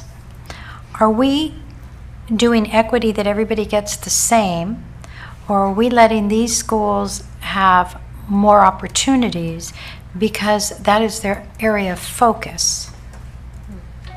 That's a great question. We are working with LV. We met with both LV and Golden Hill, their staffs, and asked what their needs were, and are working with them as well to see how we can enhance their programs. And one of them being the sound system, for example. Music instruction currently at Golden Hill is another area where we're supporting Golden Hill specifically as well. So yes. Because if we're asking schools to have focus areas, it seems to me that that is a very important thing to keep in mind as we allocate funds. This is a huge project. Yes. And our sites do have local decision making as well and flexibility in how they can allocate their resources. So if Golden Hill and Ladera Vista has specific needs, they do have that flexibility as well too, and we are going to work with them. Thank One you. of the things we're very excited about with this funding is it gives us the opportunity to offer more and different programs. So we've been able to work with LV and Golden Hill and find out what could we do above and beyond. As they were already doing more, we don't want to provide everyone with the same thing if they may have already been doing what we would provide to some of the other schools. So really every site has had the ability to provide input and talk about what would this funding look like related to their schools. That's great. So that was kind of my question, is that balance of, sounds like we're supporting some efforts that are at the district level will be offered to every single school site, some positions and funding for materials, but how much is each site allocated, and then have control over to make the decisions, like we want to go to the arts lab or we want to go to this field trip to see this performance? How do they make those decisions? For the 2 schools or for all? No, for all school sites, yeah. Yeah, for our labs, currently we try and offer equity in terms of every grade level does have representation to visit our labs and centers, for example. We are short, and so the idea for the clay lab, for example, is to hopefully bring in every grade level, every class. That's our goal. Same thing with our color shapes and numbers and our civilizations lab. And currently for the other two, we're able to just about support 100% of our classes for those grade levels because they're more grade level specific. The clay lab is the one area where it's 1st through 6th, whereas civilizations is really 5th and 6th grade, so we do have more days to offer those 2 grade levels. So just about every class almost does get to go. Our color shapes and numbers is primarily for TK, kinder, and we're piloting our 1st grade as well. And so for that lab, we're also able to support pretty much almost every class. But for instance, if Nicholas, being more of a STEAM school, says we want to do the interface design kind of tech arts piece, whereas another school might say we're really into theater, can they make those choices and they can then allocate the funds how they want to use them? Yeah, they can, correct. Okay. And we've They don't also have- kind of had conversations at the site level as well, asked staff to collaborate and provide input on that as well. So Okay. on both levels, at both phases, And do last they- year and this Are year. they given sort of a budget, like this is how much you have to spend per student to Yes. make those decisions? Correct. Okay. And how's that allocated? Is that allocated based on a similar to what we do other allocations? Like ADA or Title I funds come into play there? Yeah, looking at enrollment is one of the things we're looking at as well too, and what's been allocated through, for example, like Prop 28 and providing a ratioed, proportionate amount as well too for materials, for example, would go to that school. So if Was it the 30-80 or? 80-20. No, that doesn't add up. 80-20. 80-20, 80% certificating classified employees, 20% materials. Okay, so does that mean schools have set 80% of the funds allocated that they could hire a new staff person on their school site? Yeah, it's kind of rolled into the entire plan, and part of that material cost will also come into, for example, the clay lab, our courses that we're trying to offer, the music materials as well, and then a portion of that will also be given to the sites. So it wouldn't be the full 20% because a lot of that will also be helping support all schools with all the other pieces that we'd like to try and support them with. Okay, And but one they of the- have some funds they can Yes. allocate as they see fit for Correct. both staffing, whether that's a part-time person as well as materials. And one of the challenges with staffing is the staffing amount, even at 80% at many of the sites, is not sufficient to fund even a half-time person. So it's really determining how can we help by finding folks that we can actually hire, because it's hard to find someone who says, yes, I'll come work for 0.33 at one school. Finding how we can But maybe have split staff- them between multiple sites. and we can split them between multiple sites, Okay. right? So it really is a joint effort between the district and the individual school sites on how we can provide that staffing that will support teachers. Okay. So for example, at one of our schools, they have a number of theater shows that occur every year, and so one of their needs is a sound tech. And so looking at providing hours for a sound tech to come in and work their soundboard is one thing that we can support them with through some of these funds. So our timeline for this year looks like this, where in September currently we've established our Clay Lab search. We're placing stages at Acacia and Fern Drive, our 2 high-needs sites. In October, we're currently in the recruitment phase of our arts lead teachers, also communicating our arts plan to the focus group and then purchasing instruments. Next month, November, not next year, I'll be working with our arts lead teachers once they've been established and have accepted their positions to begin planning really the vision of what their roles are going to be and how that PD is going to look for them. Our stage title expansion is currently happening now and next month as well, where we'll be buying props and backdrops and really expanding our library that we have. We're hiring at least 2 new directors as well in the process of bringing them in, vetting and screening, as well as recruiting them to come in. And then our LV sound system, we're really hoping that next month it's going to happen. No later than January, but we're looking at next month as the target time frame for this sound system to be installed. In February, we'll be looking at recruiting our general music teachers, purchasing Clay Lab equipment, as well as prepping the room. And then our arts lead teachers should be providing professional development at that phase of this year. And then in March, we'll be looking at interviewing our music teachers, also providing more PD through our arts lead teachers, and really building up that field trip experience that was mentioned in our first focal area. And then in May, our Clay Lab renovations should be complete by then. We'll have some coursework for our UX design courses designated, and we'll be working on our music curriculum selection process as well. And so that's our timeline, both in a 3-year phase, as well as for this year, our current next steps. Thank you, Phil. Thank you, Phil, for that. I had one question, and I wanted to ask if each school site would be able to provide a similar kind of breakdown of what their plan is to what they provide for us, like during LCAP. I know like LCAP, each school site provides us, or if it's probably already in there. I'm not sure if that's something that we've looked into, because I am a little worried, again, knowing that some school sites are a little bit more heavy on all the arts in some of the natures, just again, and then some maybe don't have as much opportunity for that, or maybe the interest is a little bit different. I know like musical instruments, that was like one of the first things I took down notes on, just knowing that it's really expensive, to be able to rent.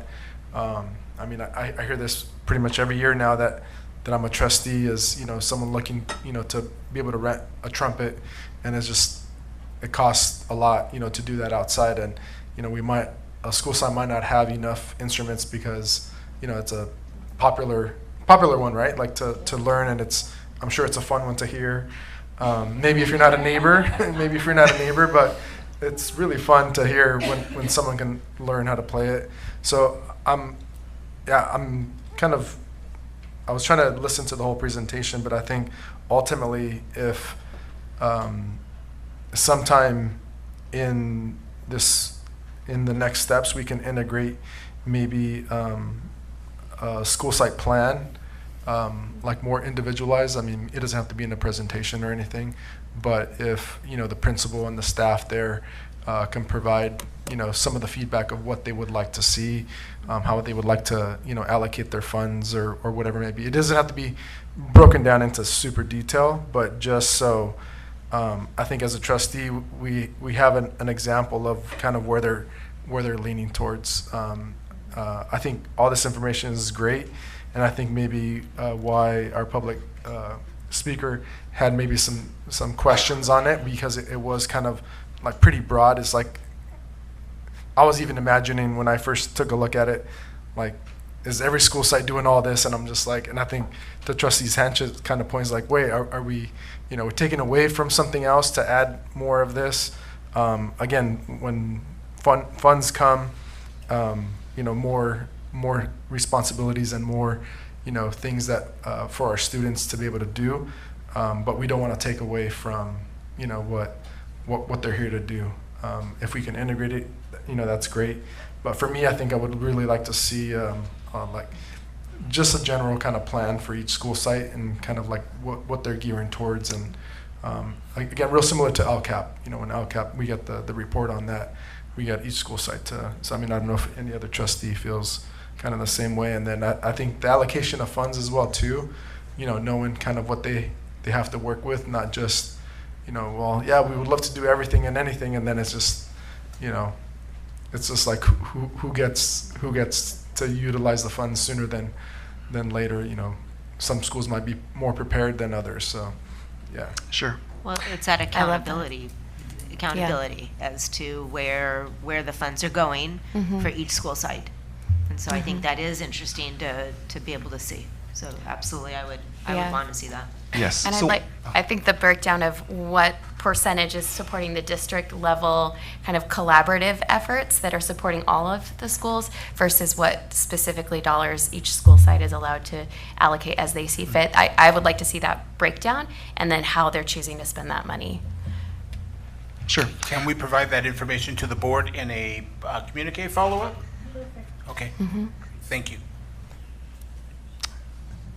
Thank you, Phil. Thank you very much. That was a lot of information, and Wait, I have more questions. I just wanted to say that I really appreciated the 3-year strategic plan, and I would like the communique to maybe include what is the existing funding, what is the augmented funding estimated to be, and which buckets is it coming from? Sure. Thanks. The voters voted on this forever. Yes. Forever in education is a different term. And with inflation, with courts saying we have to do certain things, and we have to find dollars and pockets for it, they borrow from education. And so we have to have a plan that is sustainable in weirdness. Did you have more, Trustee Jakor? No, I don't have any more. Did you have a further comment that you wanted to make? I'm so excited about all the opportunities for our kids. And I love that we're both integrating as well as providing these concentrated opportunities to grow in arts, right? One of the things I know my kids and so many kids when I visit schools love is the theater opportunities. I was curious, and I know that's going to be a really big win. I didn't see dance explicitly talked about. Maybe that's integrated, but I'm curious, especially since so many kids enjoy dance. I know it's part of all the arts experience that most of our kids experience, but and we teach it at some of our junior highs, but it's very popular and it's also costly for many families to do outside of school. So I wondered if that is integrated anywhere or could be in the future. It could be, definitely, yeah. So you mentioned stage. One of the current challenges with stage is that we only have the capacity to offer stage for a school every other year. And so the idea is to really expand it so that every school gets it every year. So I love that. That's a huge win, and it's going to be a great investment in that for every school. In regards to dance, I think we definitely look at how we can integrate that more. We have a really great, talented core of all the arts dance teachers currently, and they are one of our best. I think we definitely shine bright with our dance educators. And so I'm really proud of that piece, but I think we can definitely look at how we can supplement that as well with some of the existing things that we're looking at doing for next year. Yeah. I want to just clarify too, we've had this great experience with all the arts for all the kids. This does not in any way diminish, they will not do any less because we're adding these new funds and opportunities. That's correct. This is all to expand and supplement current programs. Great. And then I guess my kind of piece that I'm still trying to figure out then is kind of as Trustee Talavera mentioned, like how much is integrated into current instructional minutes. You know, we do an art project using shapes and color, numbers and adding them up to learn math skills versus, if you want to learn the trumpet, you got to put time into learning the trumpet. It's not the same as, integrating the trumpet into your English language arts class, right? So I guess, are those going to be more after-school opportunities? Because I know right now the kids' band programs, it's early morning one day and then it's lunch one day, and kids forget every other week which day it is and don't show up with their instrument. And it's really hard to get them the dedicated time to grow in these areas that take practice. So I guess I'm curious how we balance those opportunities. What are your thoughts? Yeah, I'm currently reading a book on the effects of arts in brain science, and I think when I finish the book, I'll have more answers for you. Both are important, right? But yes, I agree. And so we're looking at how we can leverage some of our instructional limits in the afternoon, for example. Like band typically happens in the afternoon. And so it might happen, for example, maybe during a piece where it's where maybe half the class is gone for something else, for example, and the kids who want to join band might go to band at that time. And so we'll be looking at all different types of ways we can bring the classroom teacher in and the whole class into our instructional day. So we'll be looking at minutes. I think our plan this year with Dr. Hammett will be looking at the schedules, working with principals, figuring out how we can not diminish what's going on, of course, because we know that's important as well. And then really hearing the voices of our teachers at each school site and what works best for them. So we do know as well, teachers have to have minutes to teach their language arts, their math, their science, their social science. So we want to make sure too we balance all of that and continue what we're doing with all the arts and provide more arts, but still make sure that our teachers have the time that they need in order to teach all of the other subjects so we can reach our academic and achievement goals. So it really will be a collaborative effort, not only with our arts team, but with our teachers and at each school site determining what that looks like.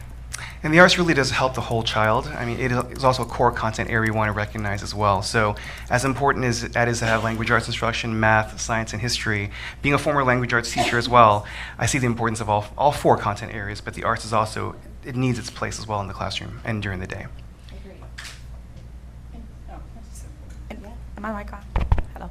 Okay. And just to piggyback off of what Dr. Hammett and Phil said, I think our goal is to make sure that we actually create a pipeline as the students leave Fullerton School District, because the goal really is to create those strong music pathways as they choose their high schools, and create those strong theater pathways as they choose their high schools? And how do we integrate that into their school day, as you mentioned? So not actually taking away from, but adding to really kind of bring together that right and left brain integration. And as Dr. Hammond said, working with our teachers and saying, okay, how can we integrate this into maybe their afternoon block? And also, how do we look at what other neighboring districts are doing as they begin to integrate music into their school day, as well as theater alike? I'm a big fan, and I know it's my kid's favorite part of the day, right? When all the art shows up, or my daughter in her LV Ladera Vista Productions, like, that is the best part of her day. So I appreciate it. I fully am committed to integrating this and creating unique opportunities for arts. It's just sort of this, figuring out this balance is tricky. Yeah, I want to thank you on that, Dr. Brown, because I was looking for trustee Vicky Calhoun, yes. Here, again, the pipeline to the high school, because Sarah is actually from my alma mater, and we were recognized, I know when I was going to that high school, for the band regimen. So it was like the coolest thing to be on band back then when I was in high school, and I think it still is. I think it started this trend where in the past there's like, if, you know, being on the band maybe was not the coolest thing, but definitely is building that pipeline for future, not just high school, but and then continuing on after that. Again, also with career paths as well too. So I think that's why I also kind of see it highly important for some of this, for a lot of our schools and all the schools really, to kind of pique that interest of that, to kind of, it could be something new that they can take on. So, yeah. Absolutely. High school teachers love to get kids who already know the instruments. They're not re-teaching. They're starting from a beginning band or an intro band or advanced or, you know, band. So same thing with theater. They already have kids that know the system, and so they can come in and create different levels throughout their day in different sections and periods. So, and that's the difference between high school and junior high and elementary, is that you have one teacher teaching various levels throughout the day versus our teachers giving them, you know, the intro so that they're prepared for high school and they can continue to build that pathway. And what's real important about this is that it gives all of our students the equity to be able to do that. Because we do have, you know, Fullerton has a lot of kids that are art-based, but it's an equity thing, right? So we want all of our kids to have that same opportunity when they move on, so they can get the experience here, so they can move on. So thank you. Any other questions or comments for Phil? President Thakor? Yes? Dr. Pleka has something to say. Okay. Can you hear me? Yes. Yes. So as I'm listening, it's interesting because there's always sometimes the underlying question. When we do a presentation, it's for a new audience, maybe new family, maybe someone's tuning in, or maybe somebody who's been in our business for a short period. They may be asking, well, is this new? You know, is this commitment to the arts new? Have they just started? So first I want to just remind everybody, we have a long history, decades of commitment to the arts. And I'll say some unique things, because I've been in 7 different districts. We're the only district I've ever been a part of that provides all the art for all the kids starting down to TK Acme in preschool, all the way to 8th grade. It's more typical to see it in junior high and high school. It is truly unique that we provide it to kids in 1st and 2nd every year across the arts discipline. So first, is this new? No, we have great founders, people like Laura Lynn that started this program, people of partly all the Arts Foundation, members of our community. We have people that have been part of this for decades. So one is we have a long history and a commitment. 2, maybe the question is, have we been expanding, and is this expansion new? So if you look just in the last 7 to 5 years, we've expanded our stage program. We've expanded all the arts in the after-school program. We've expanded the arts opportunities in the summer program. We've actually expanded the number of arts programs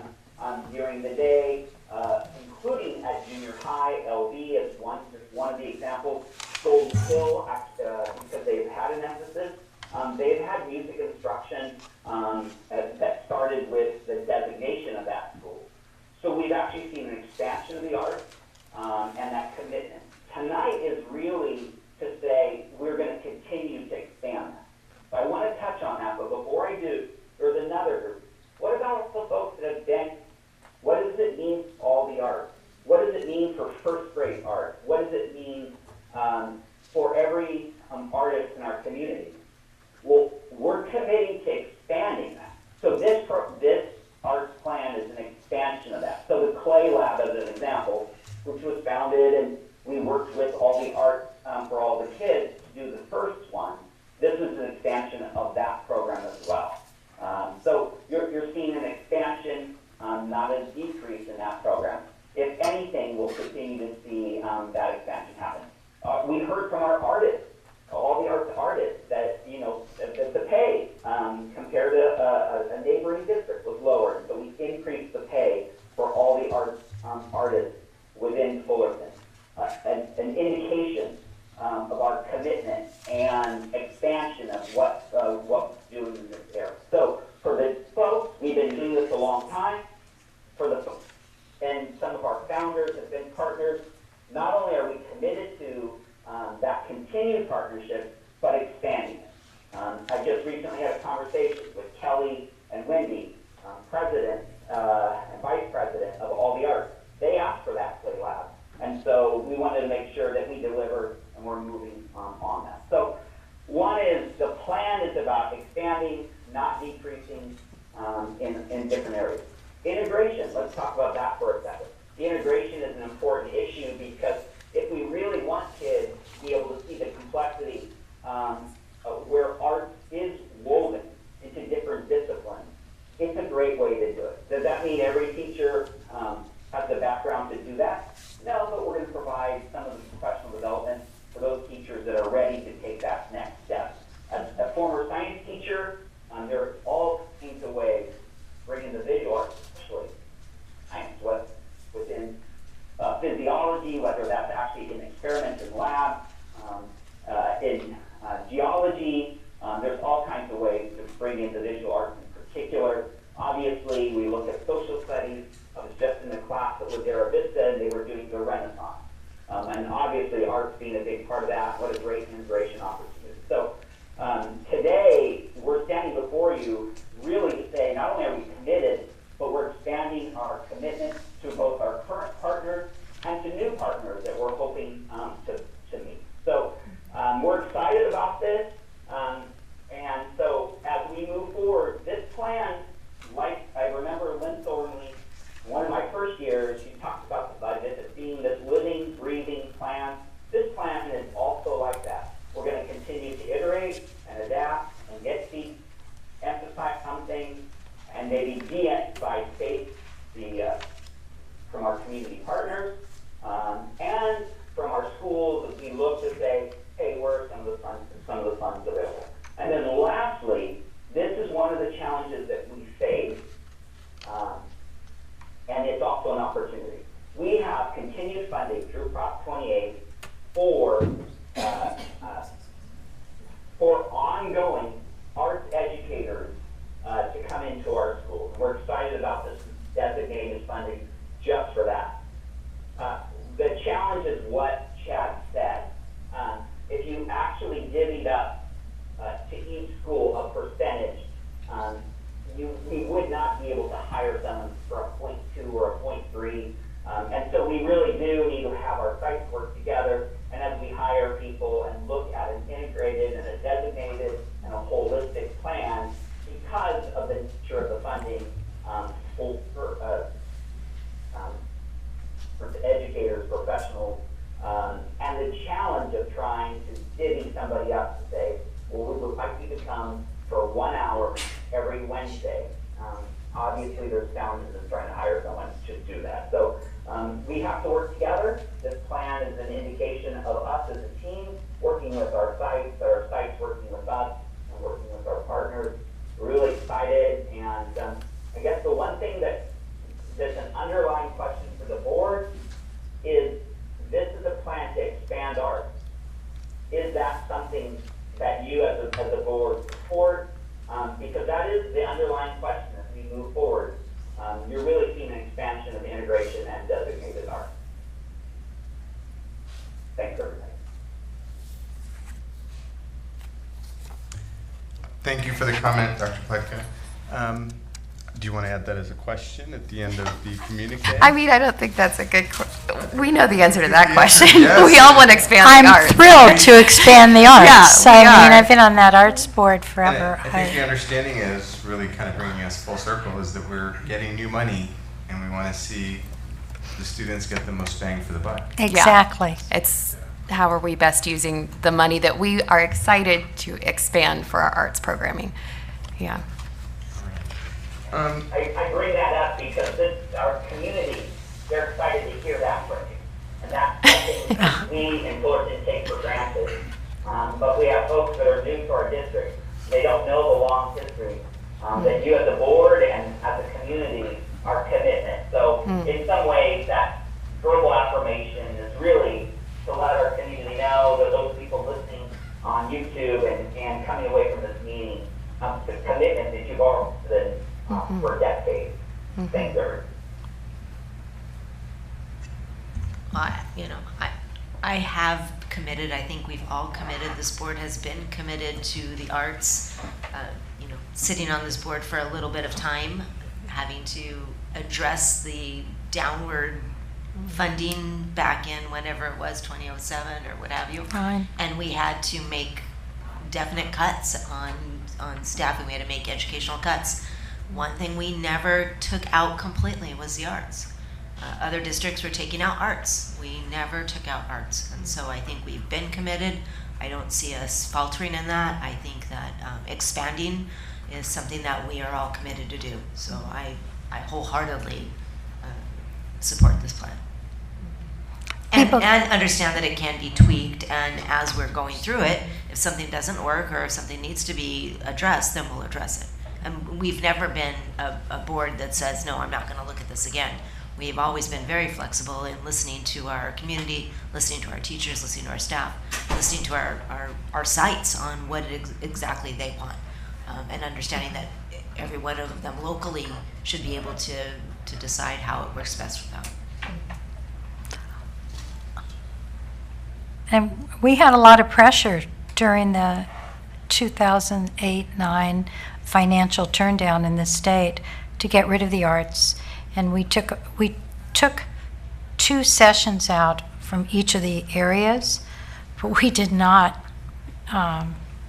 eliminate the arts. It was too important to us. Dr. Hammond, do you want to talk about how this might segue into item 8B? Yes, absolutely. So the board took action to create a arts lead teacher job description at the previous board meeting. And this is an MOU between our Fullerton Elementary Teachers Association and the district to provide these teachers with a stipend. As you heard, they would have not only activities during the day, but many activities after the day. And this would provide a stipend to these teachers to provide these extra hours, this extra after school, evening enrichment and additional arts to students. Any questions, comments from the board, maybe segueing from Phil's presentation, the discussion that we've had, to this discussion action item?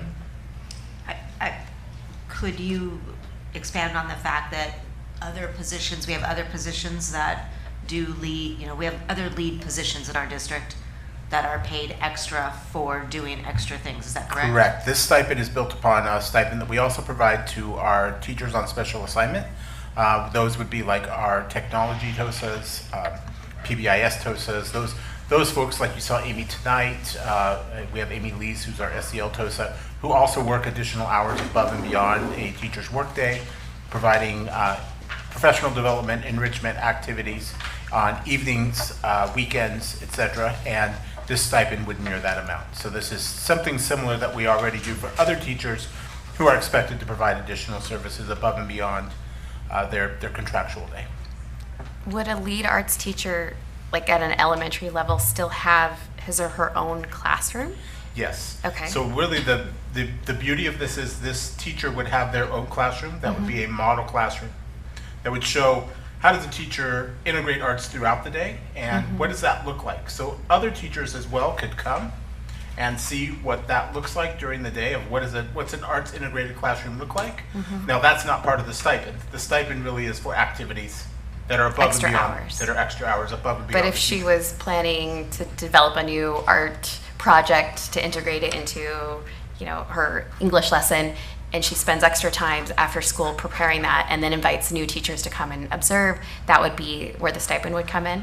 Usually the stipend is for actually active, so maybe doing that training after school to provide that training to other teachers on, look, I have this great integration of history throughout the American Revolution, the art throughout the American Revolution, and art that can be integrated into the American Revolution, and here's where it matches with your curricular, and here's a file that has all these pieces in it, here's some music, so that would already be prepared for teachers, and providing that then would be paid out of the stipend. Correct? Okay, so it sounds very grade specific when we're talking about elementary, is that true? It will be grade span specific, more than grade specific. We're looking at grade span. Couple and of grades. Yeah. Okay. So I guess I lower- was wondering what it looked like at a junior high where you might have an elective in an art versus an integrated Correct, approach and we're at a looking K-6. at both, correct. How do we help the electives at the junior high level, but then how do we help integration at the elementary level, especially primary and then upper? And one of the biggest challenges for teachers is how do they get these materials, how do they get these resources, where do they come from? And being able to provide those to teachers with examples makes the ability to integrate the arts easier. Could like a theater arts teacher at the junior high who teaches theater arts also offer that to a K through 6 kind of classroom? Yes. Maybe. Okay. Yes. Okay. That's the whole goal. So just looking at the 2023-2024 timeline, October 10th is Arts Lead Teacher Interviews and Selection. What happened? Is that what we're Actually, talking the about? 10 stands for the That's 10th month. month. So we're doing those interviews this month, correct. Okay, great. And if we select these Arts Lead teachers, we want them to have their stipend. Correct, because we'll also be asking them to do activities outside of their normal duty day. Do we know how many we're hoping to support with this stipend? We're not hiring new folks, we're just expanding their Our current goal is contract. for 5, to hire 5. And wherever they might be currently, excuse me. Correct, Okay. correct. But in this new duty, in this new role. And do we know what they might focus on, or we wait and see who comes to us We with need their special to skills? wait and see who comes based on who applied and what what we do Yeah, as far as so dance, their visual skills. arts, Absolutely. choral, we don't know yet. Correct. Okay. Would we try to hit all the genres? That would be our goal, correct. That's gonna be some very talented folks. Well, they're out there. We have them. I'm We have loving some that. very talented That's teachers. awesome. Any further discussion, comments, questions on item 8B, which is the MOU between FSD and FETA regarding the Arts Lead Teacher? I was gonna ask about FETA, but it looks like they've signed it already, so I guess that means. And when teachers either are spending the time they spend developing these things would be after school, additional hours. But if other teachers were going to come observe them as this model classroom, they would have to get a sub from their class to go watch, kind of a thing, or they That's could do an correct. after-school PD. No, it would be either after school. If they come during the day to see how that looks during the day, then we would provide substitutes for them to go and see that during the school day. Correct. And would this arts fund provide the pay for the substitutes? Yes. Okay. Yes. Any other questions, comments, It's a little concerns? too good to be true. More art. Yeah. Yeah, where is No, the, it's true. yeah. That's gonna The happen voters next year. gave us this gift of this art Yeah, funding. It's important to them. I'm not skeptical. I'm- I am positive this is gonna work. I'm one of We're the always gonna voters have this money. that voted for it. We're being optimistic, right? I just worry. Any other questions, comments, concerns? If there aren't any, do I have a motion to approve this MOU? I so move. Thank you. Do we have a second? I'll second. Moved and seconded. Any other questions, comments, concerns? If not, all those in favor, say aye. Aye. Aye. Is that 5-0, Bev? Yes. Thank you. Sorry. Great. We're going to take a 5-minute break. Everybody comes back at 8:22, please.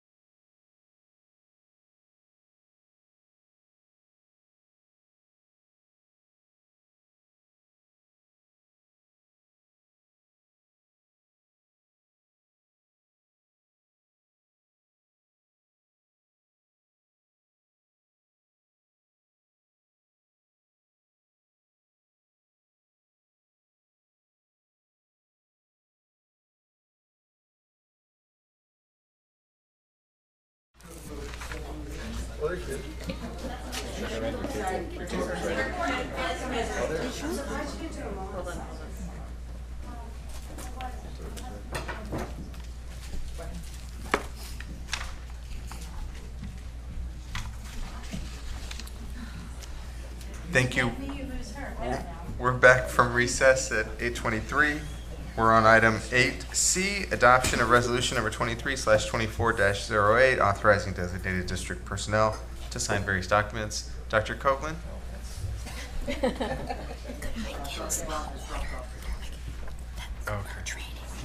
Dr. Bob has left the building. He's dropped off? Okay. Yes, this item, we've seen this before. Anytime we have new people come on, and as we had Dr. Brown, so we need to add the signature there, and then we took off Erlinda and Sung off of the signatures.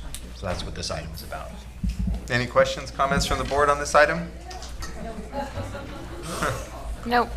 I move that Dr. Brown is permanent and that we put her down as the signator. I I don't have to be in charge of the money. I like that amendment.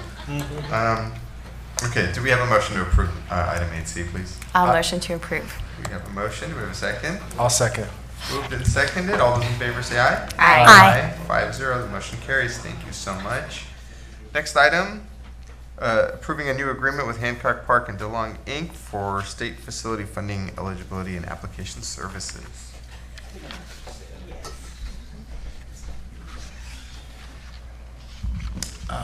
Yes, in the past we've been talking about the possibility of a school bond, and when the district has funds available through a school bond and there's state money that's available through a state bond, you can apply for it if you have eligibility. It's a calculation, it's a formula that is calculated, and so we are proposing that we hire this firm to help determine our eligibility per site. It could be somewhere between $50 million, $100 million. It's necessary that we know this as we begin to prioritize our projects at our school sites as a possibility of potential funds coming in from the state.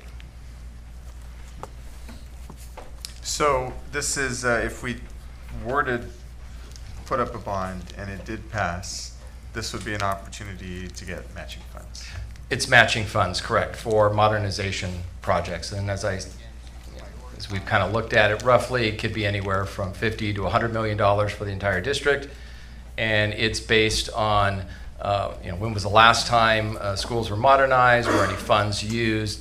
If it's been over 25 years, for some buildings 20 years, they look at enrollment and they make the determination. But it is a calculation that staff, we don't have the expertise to make those calculations. And so this firm would basically be able to provide us with a better estimate of what the dollar amount that we need to be applying for. It's got the remix. Correct. Correct, by site. They would be able to give us that estimate, correct. Okay. Now keep in mind, when they will tell us that this school is eligible for $5 million, that's step one. And step two is there's an application process. You have to get in line for the money, but we've got to be ready to go with that information. So they would handle all that for us. Not this part. This part is just to do the eligibility piece. If and when a school bond is passed, then when we apply for eligibility, we would employ this company and they could do the filing for us. That's not included in this cost. In this one, okay. So I have a question. I mean, it's no secret that we're exploring a bond, and there are some things that have to be done ahead of time to say, how much money would we need to do all the things we want to do? And what would the public support it? Is it worth going for if our community would support it or not? Why now the $28,000 to find out how much more money we could get rather than after we vote for if we vote yes or no for the bond? Like, So- why now? Right. So one of the things we're doing is, remember, we spent funds to complete the facility master plan. Yeah. Which shows all of the needs. Yes. More needs than we have money for. And Yes. so what we do is we prioritize this list and say, okay, should a school bond pass, then we would do these projects. Should money be available through matching funds with eligibility, we would do these projects. But we don't know how, that second group, we don't know how deep that goes. But I guess I'm thinking we don't really make decisions about which projects we're doing until after we know we've received the bond fund, right? Like if we don't get a bond, we don't do any of the projects or very few of them. So I guess I'm wondering why ask if there's additional money before we even know for sure that we're going for the bond? Part of having the prioritized list is communicating with the community. Should a school bond pass and funds came in from the school bond and funds were available through matching, these are the projects that we could do. So it's information for the community. They'll, you know. So it's kind of a sales opportunity. I mean, in the sense that you're giving the bigger picture to the community. I say sharing information with them of what's possible. It's not. I mean, the district is not. We're not advocating and we're not telling them, oh, you need to vote for this school bond. We're saying, should a school bond pass and money was available, these are the projects, and this is how deep it could go into our needs. And we can more clearly paint that picture if we know how much is available should a bond be voted for by our community and the additional matching funds that would supplement it to do more. Correct. Okay. But I want to emphasize that there is like a pipe, and it's very narrow. And at one end is the money that the state has available for matching dollars. At the other end, you put in your request. Yeah. And Yeah. very, very frequently, you put in your requests and the money's already gone. So the earlier we put in a request, the greater shot we have of getting something. And that's really important too. And in the presentation, didn't we hear that it's now taking a few years before the funds are even allocated? Right, from the last state fund, almost all of those bonds have been spoken for. There's, I believe there's a new state bond that's going to be on the ballot in 2024, which would, if that passed, that would make money available. So you are correct, Trustee Sugarman, that you put in your application and it could be a couple years, but you do get the funds eventually. Well, not always. Well, if you're approved and the money is there. It doesn't come just automatically when you send in the application. And what you're saying is that we don't have this, we don't have the ability to do something like this internally because there's a lot of rules and regulations and there's a lot of other things out there that we just don't have that expertise. Well, this is similar to why you would hire, say, a tax person to do your taxes or an accountant. I would hate to miss something as far as what we would be eligible for and then leave that out in our planning. Yes. So we would be able to provide more information to the public by doing this as well too. Yes.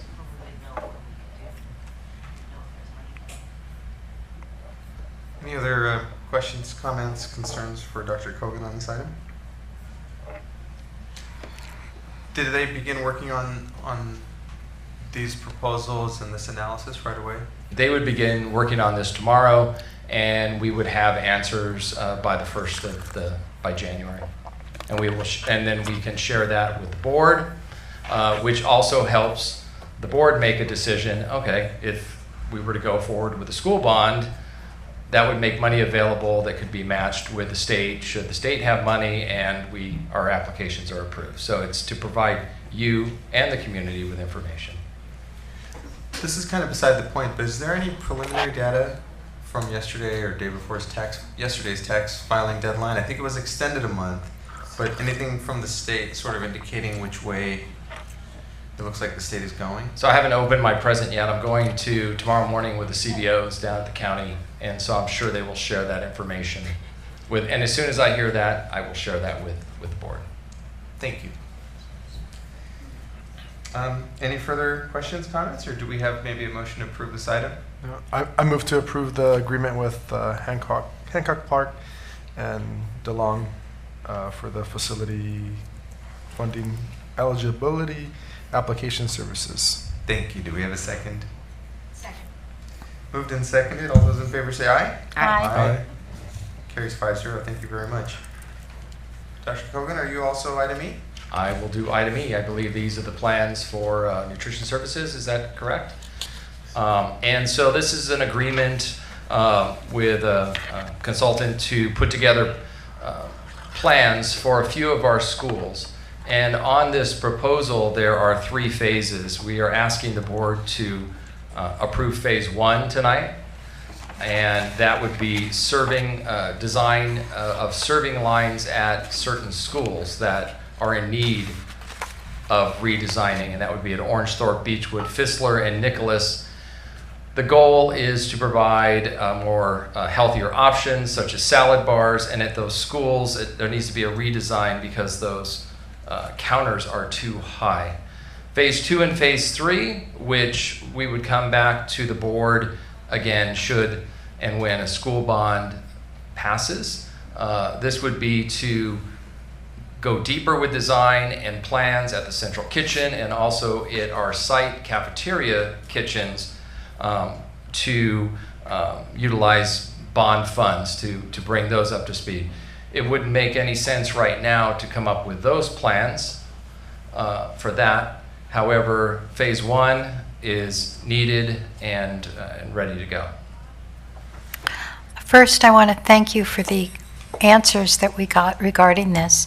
They were very informative and well stated, and it makes understanding this very much easier. And second, those poor kindergartners who can't reach to get their food, we need to take care of that. So I'm really happy we can do that. I did have one question. Sometimes in the past, food services earned enough money that they took care of things.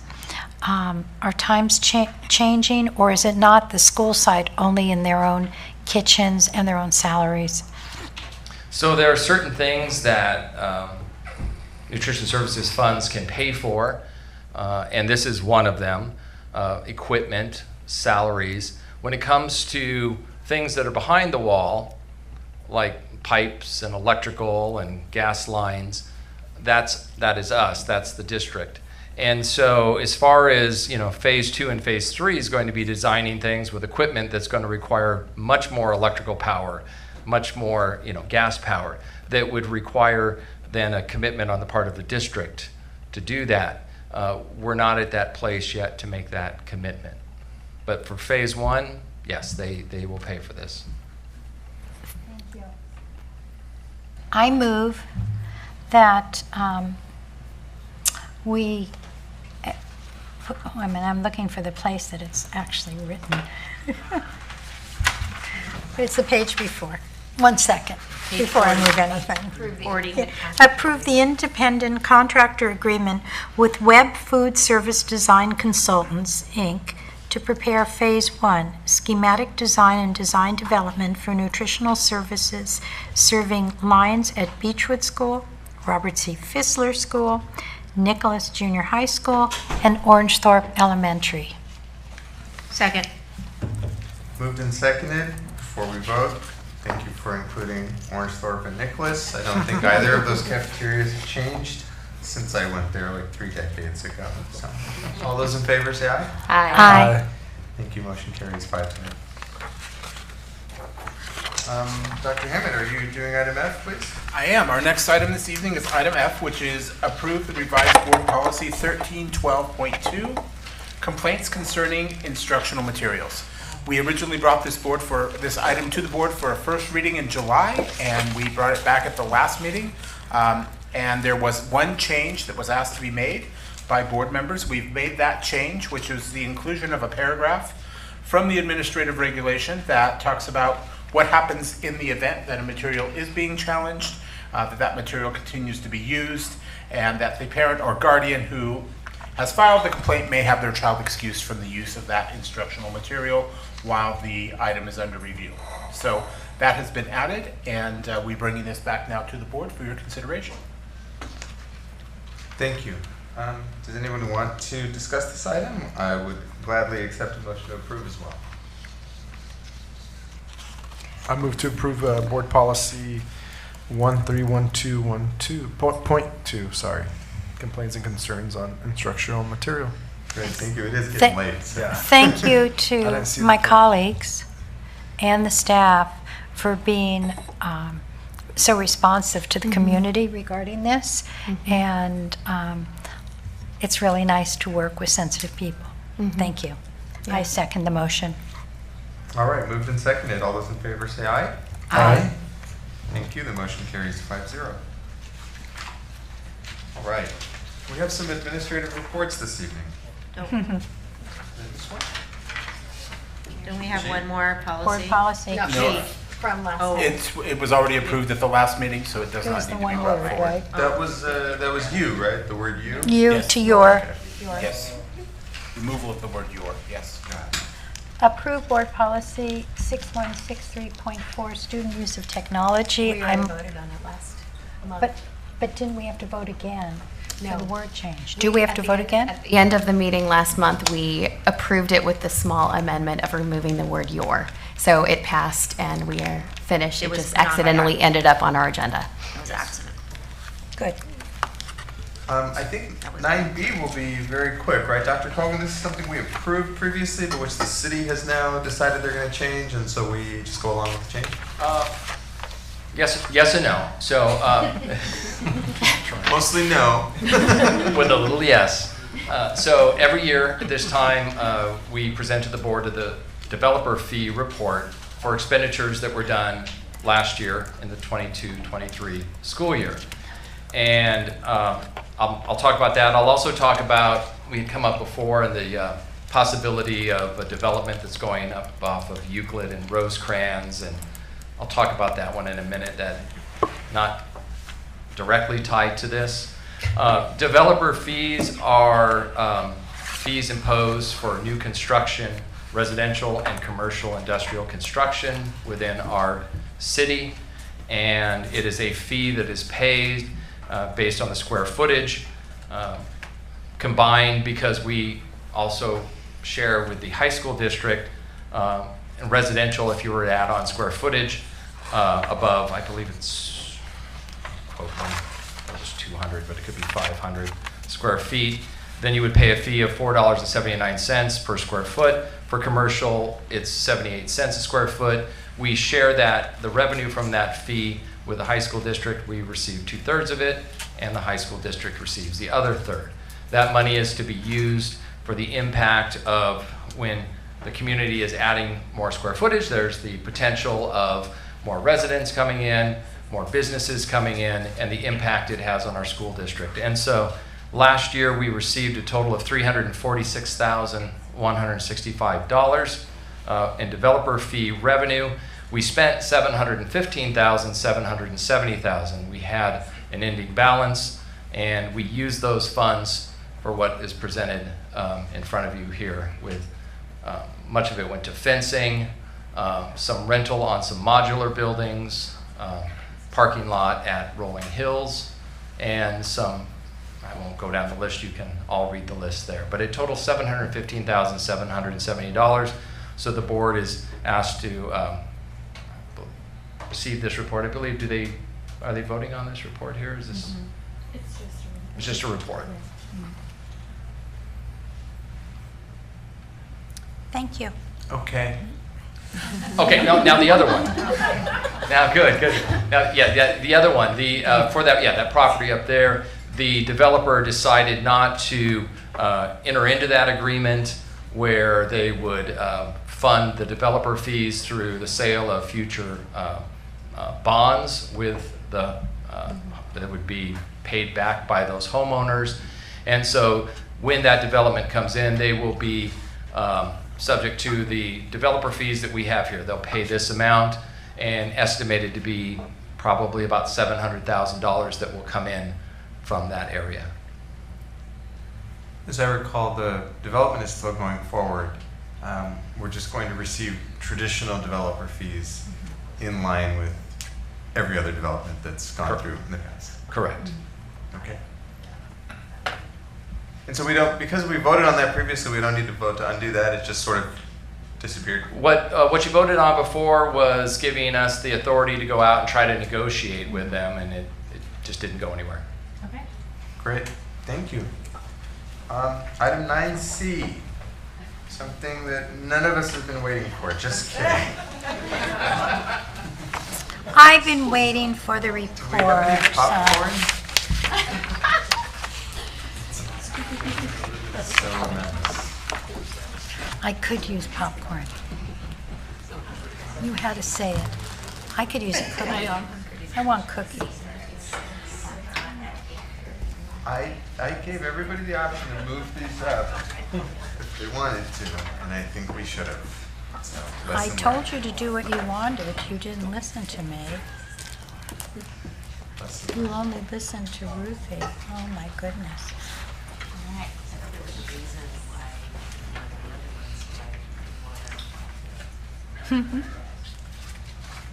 Whoops. Okay, so I want to present the amazing Ed leadership team. Well, some of them will be presenting to you tonight on student achievement. And they will be talking about some of the cash results for the previous school year, 2022 and 23.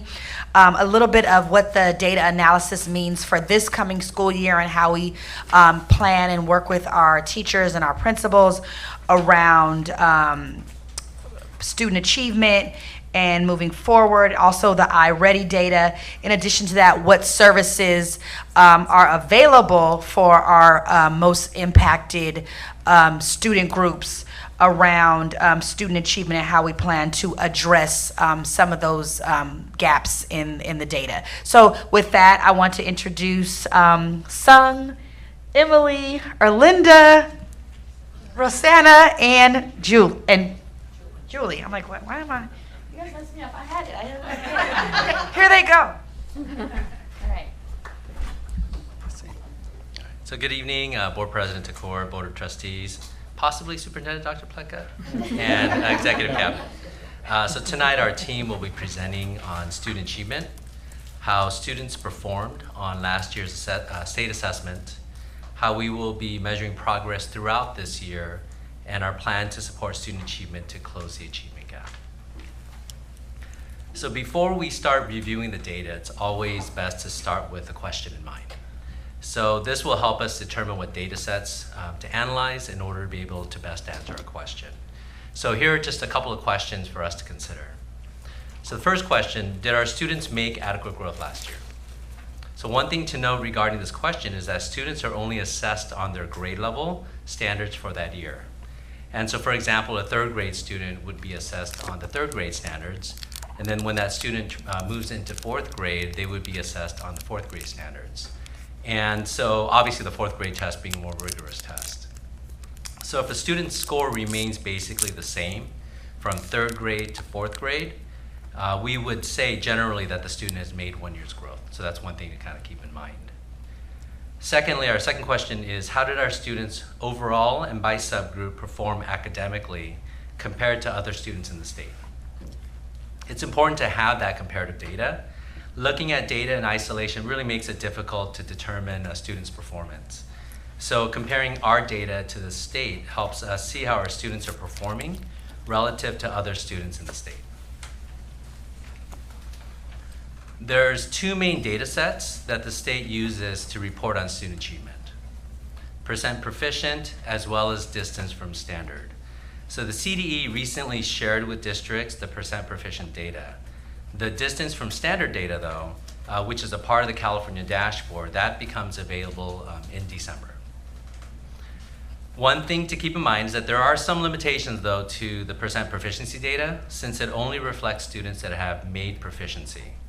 But it really doesn't reflect students that, for example, that are possibly below grade level, have made tremendous gains, but may not have attained proficiency that year. So we don't see that in the percent proficient data. But this is the difference between the distance from standard and percent proficiency, because for distance from standard, you do get a chance to see that because it really measures the distance from standard for every student. And that's really why the distance from standard is used and not percent proficiency when it comes to our state accountability report in the dashboard. So for tonight's presentation, we'll share the initial percent proficiency results for our students. When the distance from standard data becomes available through the California dashboard in December, at that point, we'll provide a more comprehensive report. So although overall state test scores are still embargoed until tomorrow, so tomorrow at 10 o'clock, the state results do become available to the public. What I did is I shared with you a separate attachment, separate from the slide deck, where we put on there the California results compared to FSD results, both for our overall data, for all of our subgroups, as well as by grade level. So you'll see that on the back page as well. So it's a front and back page. So I can't really share that data publicly, but I can share that our data does look pretty favorable, and you can see that off of the results there. So I think there is going to be a lot to celebrate, especially as we present our dashboard data in December. You can see that pretty much for overall compared to the state, as well as all of our grade levels, as well as most of our subgroups as well. So that's all I can kind of speak to in terms of the embargo data. But what I can share with you is the percent proficiency results for just our district. So the CDE does allow us to share just our own data, and that's what we'll do tonight. For this slide, you're looking at the data for the past 2 years.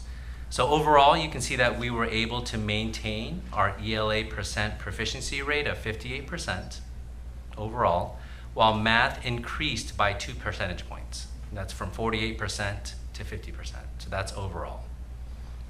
Our English learner subgroup showed a drop in percent proficiency. In our next slide, I'm going to be sharing with you, we'll take a little deeper dive into our EL data. For our economically disadvantaged students with disabilities, as well as our Hispanic subgroup, you can see that there was little to no change in proficiency rates. Our foster youth data increased significantly, both in ELA and math, up 14 and 9 percentage points respectively. On the other hand, though, our number of foster students change? Oh, they do change every year, but for the most part, they do remain it's pretty stable, and it's a very small number. Yeah, it's not a high number. We're talking how many kids? Right around 30. Okay. Because we're talking about students who were tested, which would be grades 3 through 8. Okay. And they've been with us at least a year? Yes, not necessarily where they may have started at the beginning of the year all the way through the year. But they were with us at one point and they tested with us, and that's why we have test results for them. Thank you. On the other hand, though, you will see that our homeless subgroup data dropped in both subject areas. So one possible factor that could have contributed to that significant drop in scores for our students experiencing homelessness is because of the last year's end to that eviction moratorium for renters. That could have possibly played a role into that. And how large is that subgroup? In terms of the number of students tested, it's a little over 100 students. So it's a large number of students, really. Yeah, larger than the foster youth group, yes. Yes, and that's sad. Yeah, but later in the presentation, Rosanna, that's why we asked her to be here, will be sharing ways that we will address supports for this year. But when you mentioned the eviction moratorium ended, or the support that was provided over the pandemic. So the expectation is because students were experiencing additional stress and trauma, they may not have performed their best. Yes, that's possible. And that's why we wanted to make sure that we mentioned that. Yeah. Yeah, I just wanted to clarify that's what we're talking about. Are you seeing that at work? Well, I'm saying, yeah. I mean, if you're sleeping in a car and you don't have a place to live, you're, testing. So you're seeing that right here? Yeah, no one's going to think about testing. I'm not trying to second guess you, but I mean, that's what she does. So as we look at our English learner subgroup, as I shared in the previous slide, our English learner scores dropped 8 percentage points in ELA and 1 percentage point in math. So one factor which led to the drop in scores is the increase in the number of ELs that were reclassified last year. So our reclassification rate last year more than doubled from the previous year. And so although there's a lot to celebrate in that, right, that we had more additional students that were reclassified, it does cause our EL data to drop.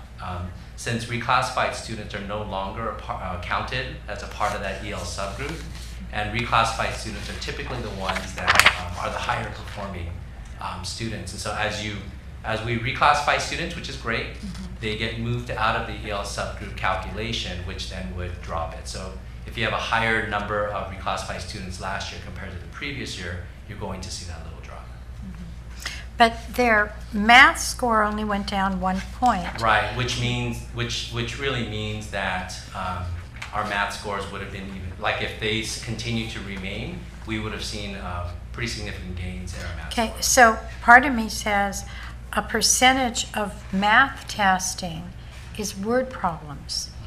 So there's almost a teeny bit of dichotomy here that their English skills are still suffering, but they seem to be capable of doing math with word problems.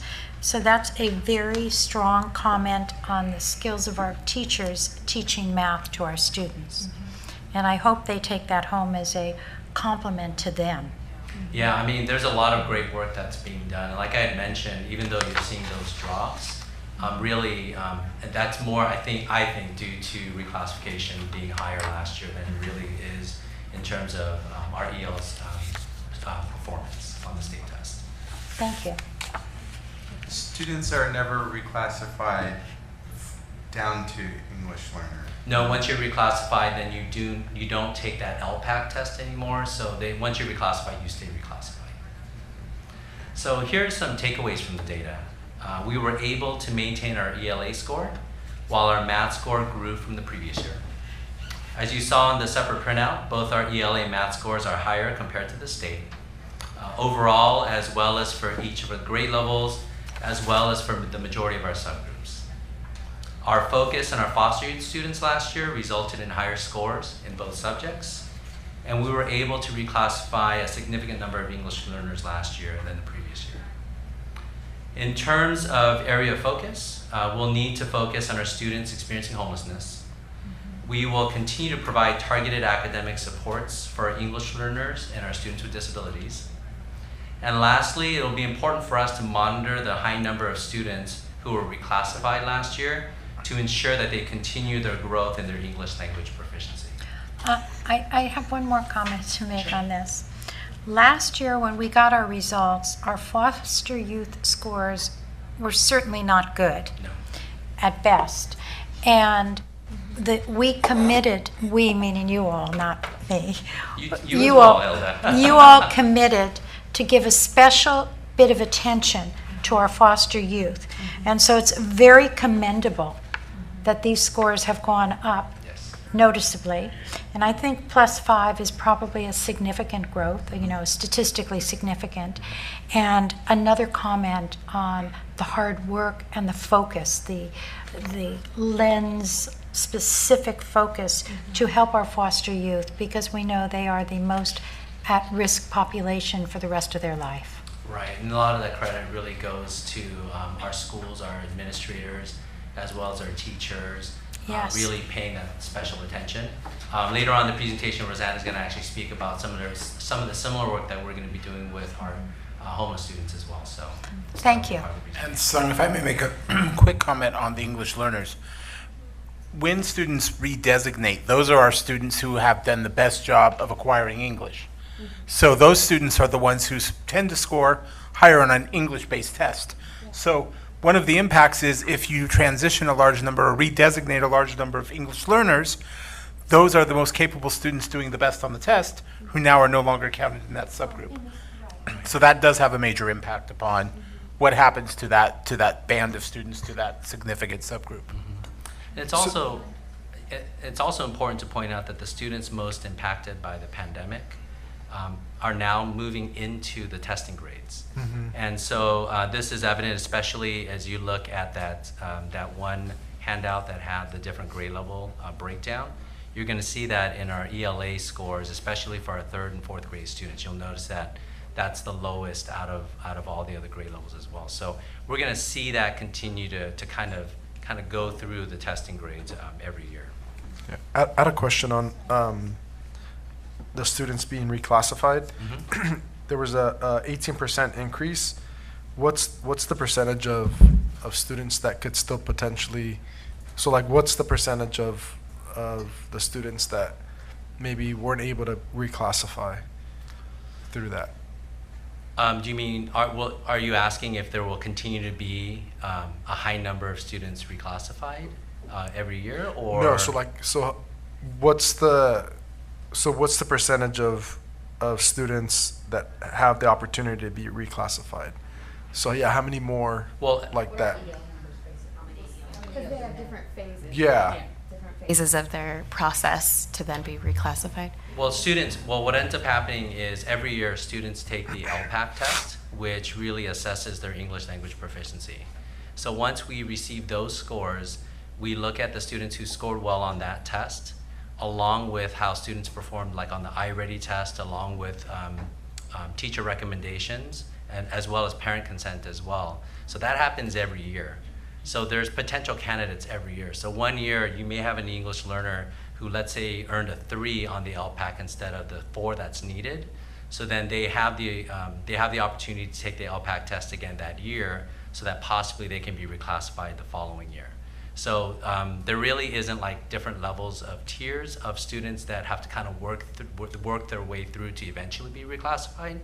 Every year, all English learners, based on how they perform on the LPAC test, as well as our local assessments, as well as teacher input and parent input, all have the opportunity to be reclassified. I don't know if that answered your question?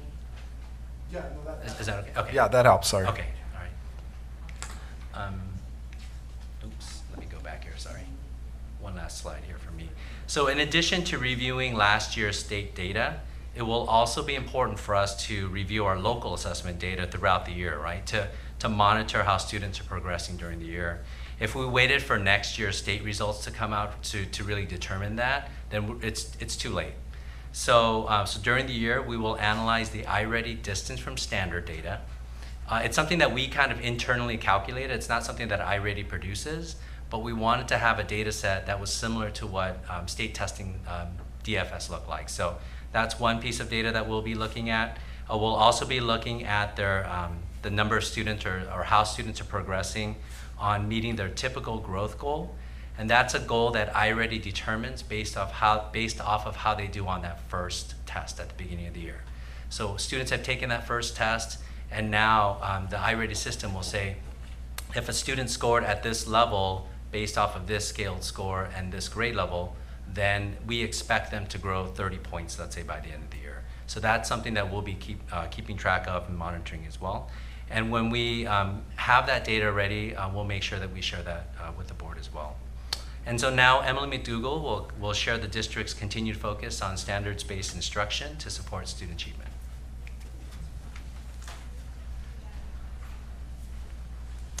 Thank you. So this year, we are working alongside instructional leaders and site teams to pinpoint and share the enduring standards or essential standards in ELA and math. Educators and sites have started this work many years ago, and we're using the newest information from our assessment data and from research organizations such as Achieve the Core to reflect and refine this work. By doing so, we're also offering sites guidance to ensure that they are spending the most instructional time on the most high leverage standards. Last year, we trained all of TK through 2nd grade on a phonemic awareness program, laying groundwork for robust skills. And this year, we've scaled up our approach by integrating Orton Gillingham to a structured phonics instruction. Would you say that again? Sorry, the name of the program? Orton Gillingham. So it is a research-based, structured, systematic, explicit approach to teaching phonics. So Yes. it's phonics related. Yes. Thank you. Yeah. Recognizing that there are diverse approaches to reading instruction, our sites are utilizing standards crosswalks, which are tools developed and designed explicitly for the implementation of workshop approaches for reading strategies. And because we know our teachers are empowered and effective, we've offered focused PD sessions on framing clear learning goals and assessment methods. Additionally, we are continuing to implement interventions designed to meet our students' most foundational area of need in both math and in reading. Now I'll speak to this concept of unpacking the standard. So what you see here is an example of a complete third grade reading standard at the top. The next slide will show one in math. But when you think about an essential standard, it's one that is most high leverage, that will be used and enduring throughout their years in school. But I'd like to create a little bit of an analogy here, because unpacking a standard is unfamiliar terminology, right? But an essential standard is like a large mountain. So the peak or the summit represents mastery of that standard. If you were to climb that mountain without a plan or without checkpoints, you may lose your way, or the task could just seem too overwhelming. This is where learning goals come into play. So you can see underneath our essential standard that's outlined in lavender, you'll see 4 buckets in darker purple, which are our learning goals. So learning goals are like climbing checkpoints. This is where we take an essential standard, or the mountain, and break it down into smaller, more manageable segments, or learning goals. These checkpoints help us as we climb. We ascend toward the summit, and we make sure that no one is left behind. As we move from one checkpoint or learning goal to the next, we need tools to ensure that we're on the right path.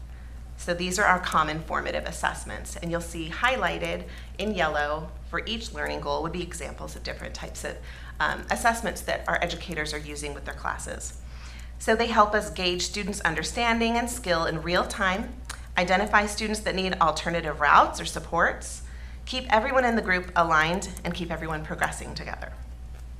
So sometimes there's this question of, well, why aren't we just summative testing at the summit, right? Like, are we just doing like one giant standards mastery test?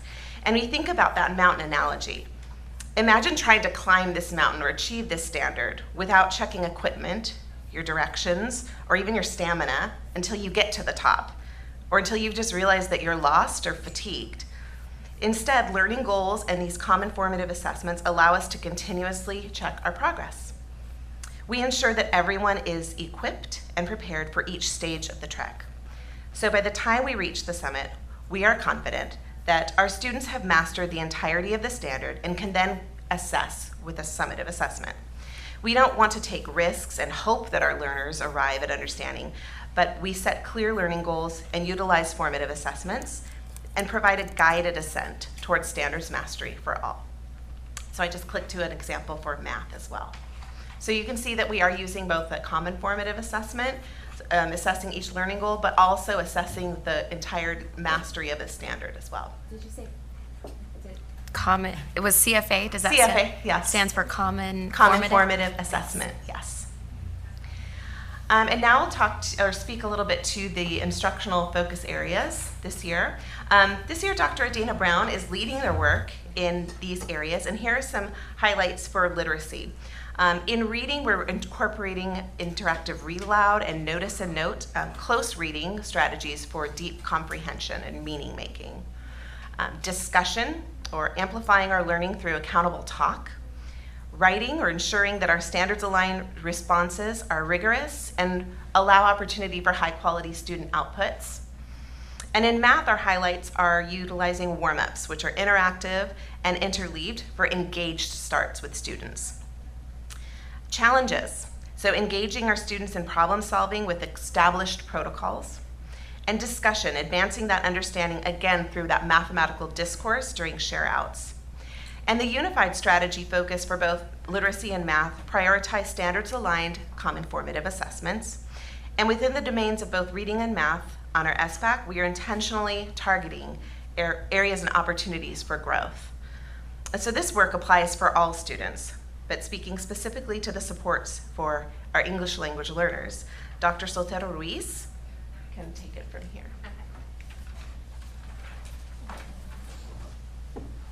Okay, and to possibly answer the question that Trustee Talavera asked, this year for reclassification, we have designated 2 different time periods to reclassify our students. One in the fall and one in a little bit in winter, end of winter, beginning of spring. And this round, we have a total of 193 students that are able to reclassify. So in this fall, so we look forward to that. But again, with the process of establishing supports for them, we will need to ensure that that's ready for them and they're ready and equipped to reclassify. And I'll show you the process right now that they have to go through, as well as how we're going to be keeping track of them. But as Sung mentioned, the focus this year, this past year, was on ELD, which is English Language Development for our English learners. And we had a committee that was formed that was comprised of parents, community members, and teachers. And the goals were set for our students, and to see, first of all, we needed to find out our English language development program, how the needs were being met for our students. So schools were asked to do a needs assessment. From there, we learned and recognized what we needed. So professional development was part of that. And we had 3 different ways that we applied the professional development, and that was through a multilingual learner toolkit that was supplied to us through one of our grants that provided plenty of strategies and practices for teachers, as well as our new platform, Elevation.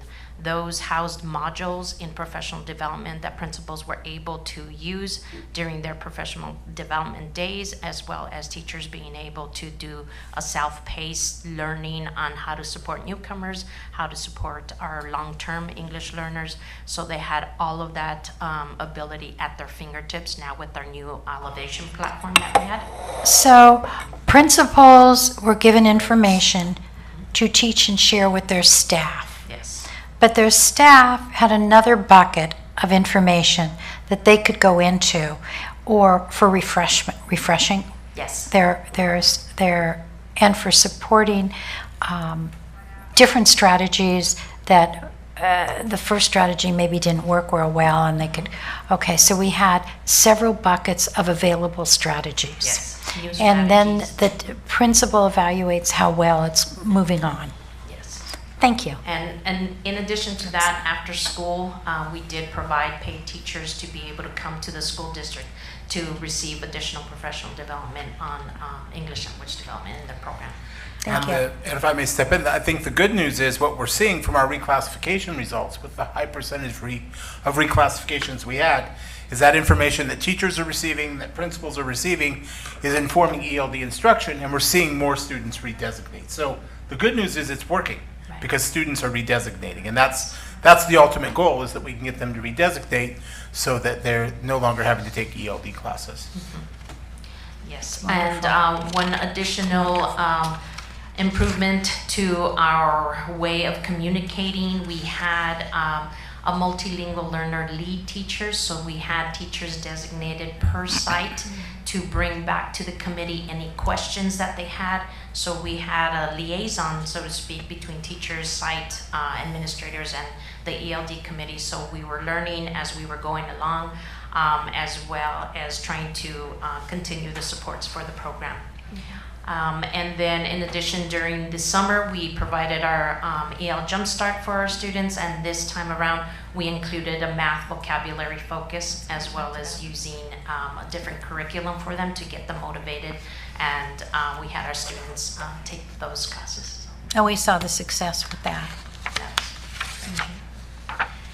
Now the next slide shows the road to proficiency. So we start off designating our students whether or not they're English learners. They have to take the English language proficiency assessment for California, which is the LPAC, the initial one. So we design that, and students are able to, we know whether or not they're required to go into ELD and they're designated as an English learner. But if you see between the brackets there, we have high quality instruction, curriculum and strategies, high quality instruction. So that takes us a certain amount of years, time, depending on the students. We just keep working with them in the classroom. Designated ELD, which is their direct instruction of required minutes, so that they have that ability to learn their academic English alongside everything else that they're learning. So students will reclassify at different grade levels, different time frames.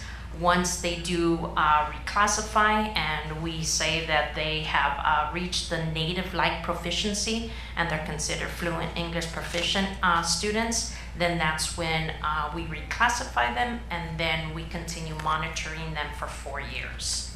Oh, that's great. Yeah.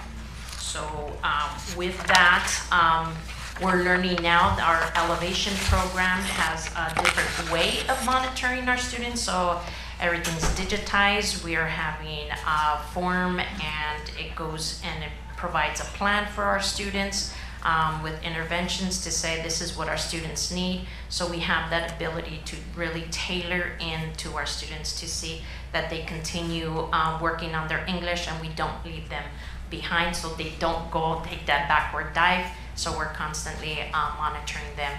And right now, this is the plan that we have. We have profiles that we're going to share with our principals to let them know where their students are at different the proficiency levels, who's ready to reclassify. All of this information also is at their fingertips with the elevation platform that we have. Yeah, that was going to be one of my questions, and I could not find my notes. Computer completely wiped out all my notes on my desktop here.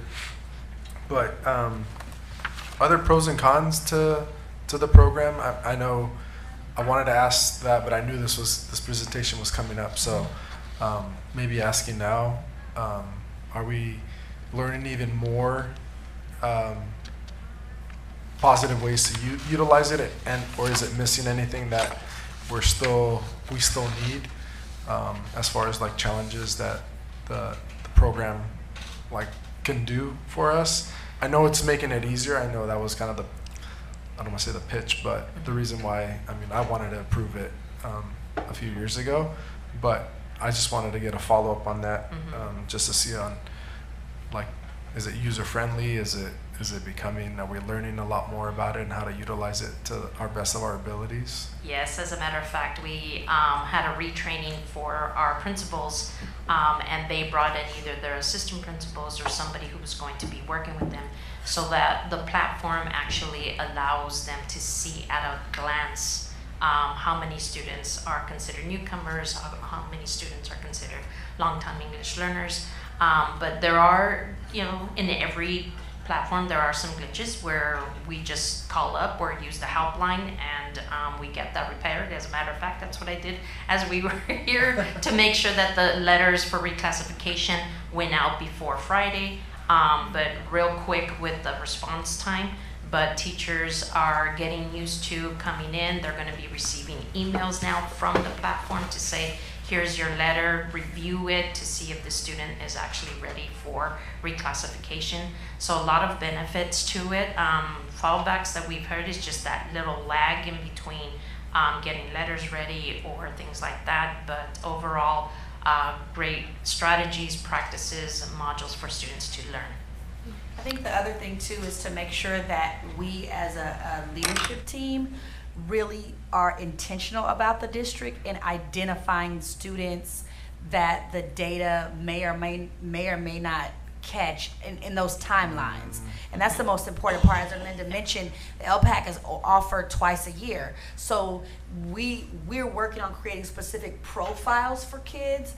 So for example, there might be a kid that we designate in Profile E. And in Profile E, all they need is the LPAC. So instead of waiting until the end of the year to test this kid, we can say, hey, you're gonna test in the fall, and then you're done with the pull-out intervention or the push-in intervention. So now we're creating different buckets or tiers of our kids that might need just the SBAC, or might need just the LPAC, or might need both, or might just need teacher recommendation, or all three. And so I think for us, it's about being more proactive with the data, and so being intentional about how we actually use the program to get our students to reclassify before they become long-term English learners and hit that 6th year, so that way when they get to junior high, they're not forced to take that as their elective. They have more academic and extracurricular freedom in their day, and that's the whole goal. How does a parent enter into this discussion? Do you have parents that don't want them reclassified, or parents who are pushing and they're not quite ready? We have parents that are asking for ELD for their students and they don't qualify. So it's a variety. So it's a conversation that we have with them to see what other supports that we have in the school day. to offer them and to be able to support the students. But they come into play when we're reclassifying them. There's a consultation with them. Also during report card time, teachers actually explain the process to them. So they're involved. I'd say I think DLEC is doing a great job of educating parents and being aware of the process so that they are familiar even as they get individual attention for their specific children as well. Well, and adding the 4 years of post reclassification is huge. Yes. Not letting them fall through the cracks again. Exactly. Alrighty. Okay, so now we have Dr. Brendan, and she's going to go over our special education supports. Thank you. Good evening, everybody. How are you? So, students with exceptional needs are no stranger to all of us. The wonderful thing is they receive all of the supports that my colleagues talked about. I want you to recall that students with IEPs can be students that are speech only, students that receive resource specialist program, pull-out supports or push-in supports. We have co-teach, we have inclusion programs, and we have self-contained mild mod programs and mod severe programs, all specifically designed to help support students with IEPs. So, as I stated, our students with exceptional needs, they receive all of our ELD services if they qualify. They take the state assessments.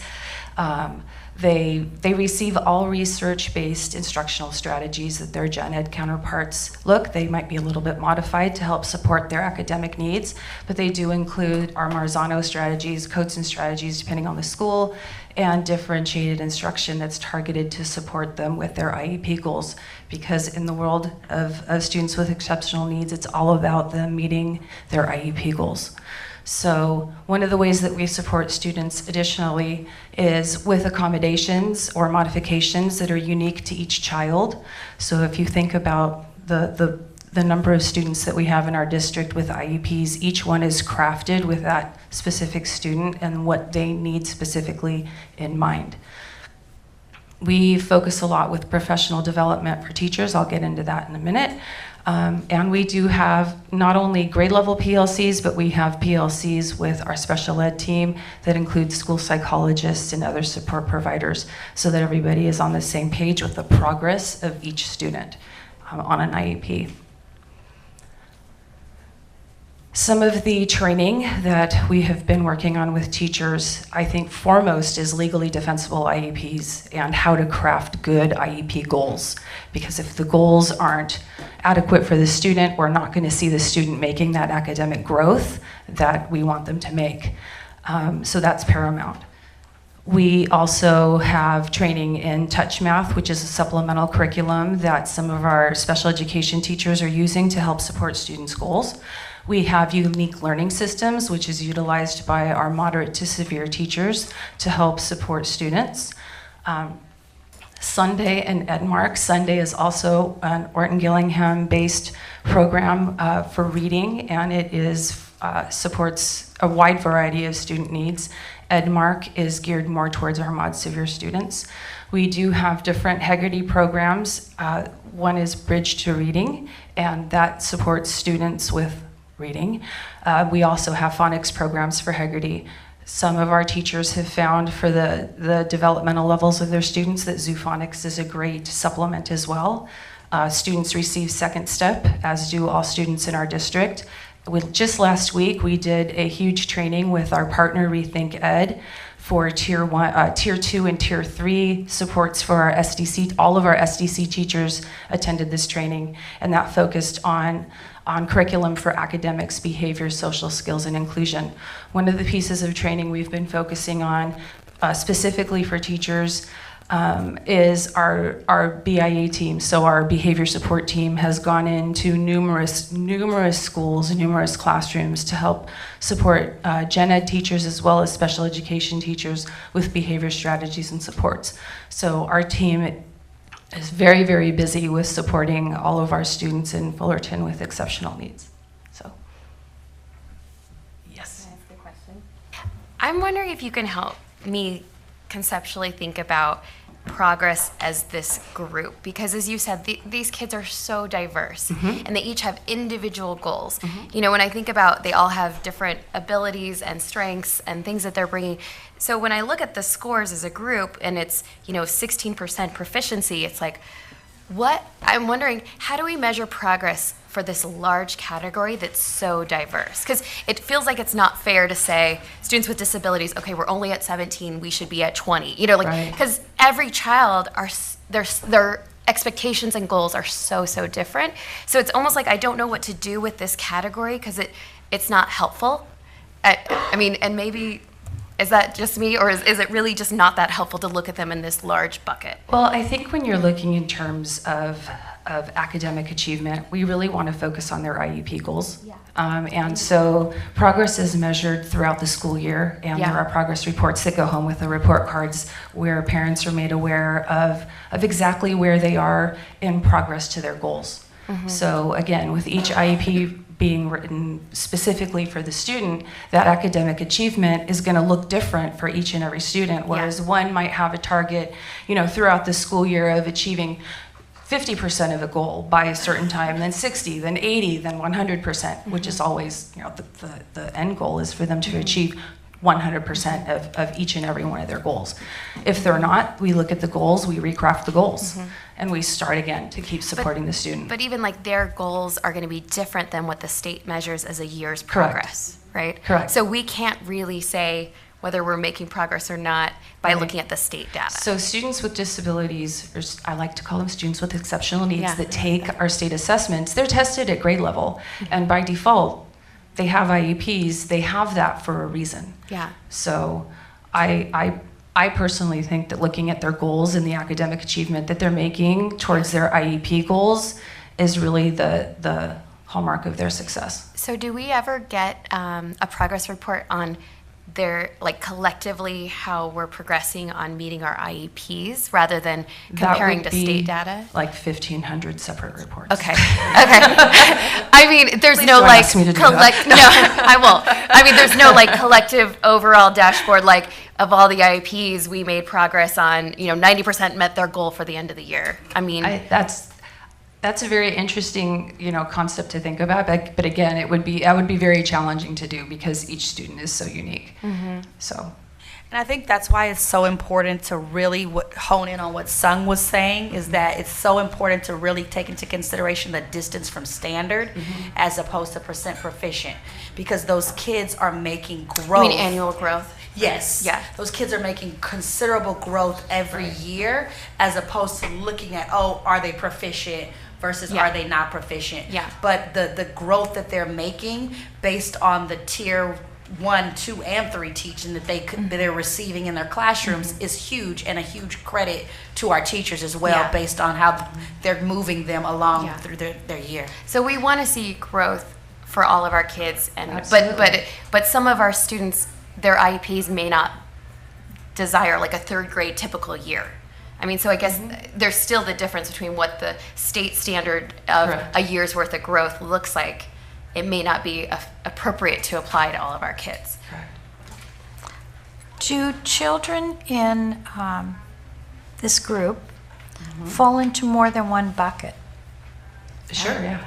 And so if someone is proficient at 17% in English, and they're in the foster youth, or they're in the English learners, or economically disadvantaged, they are not only being recognized as SWD, but they also affect the scores in those other areas.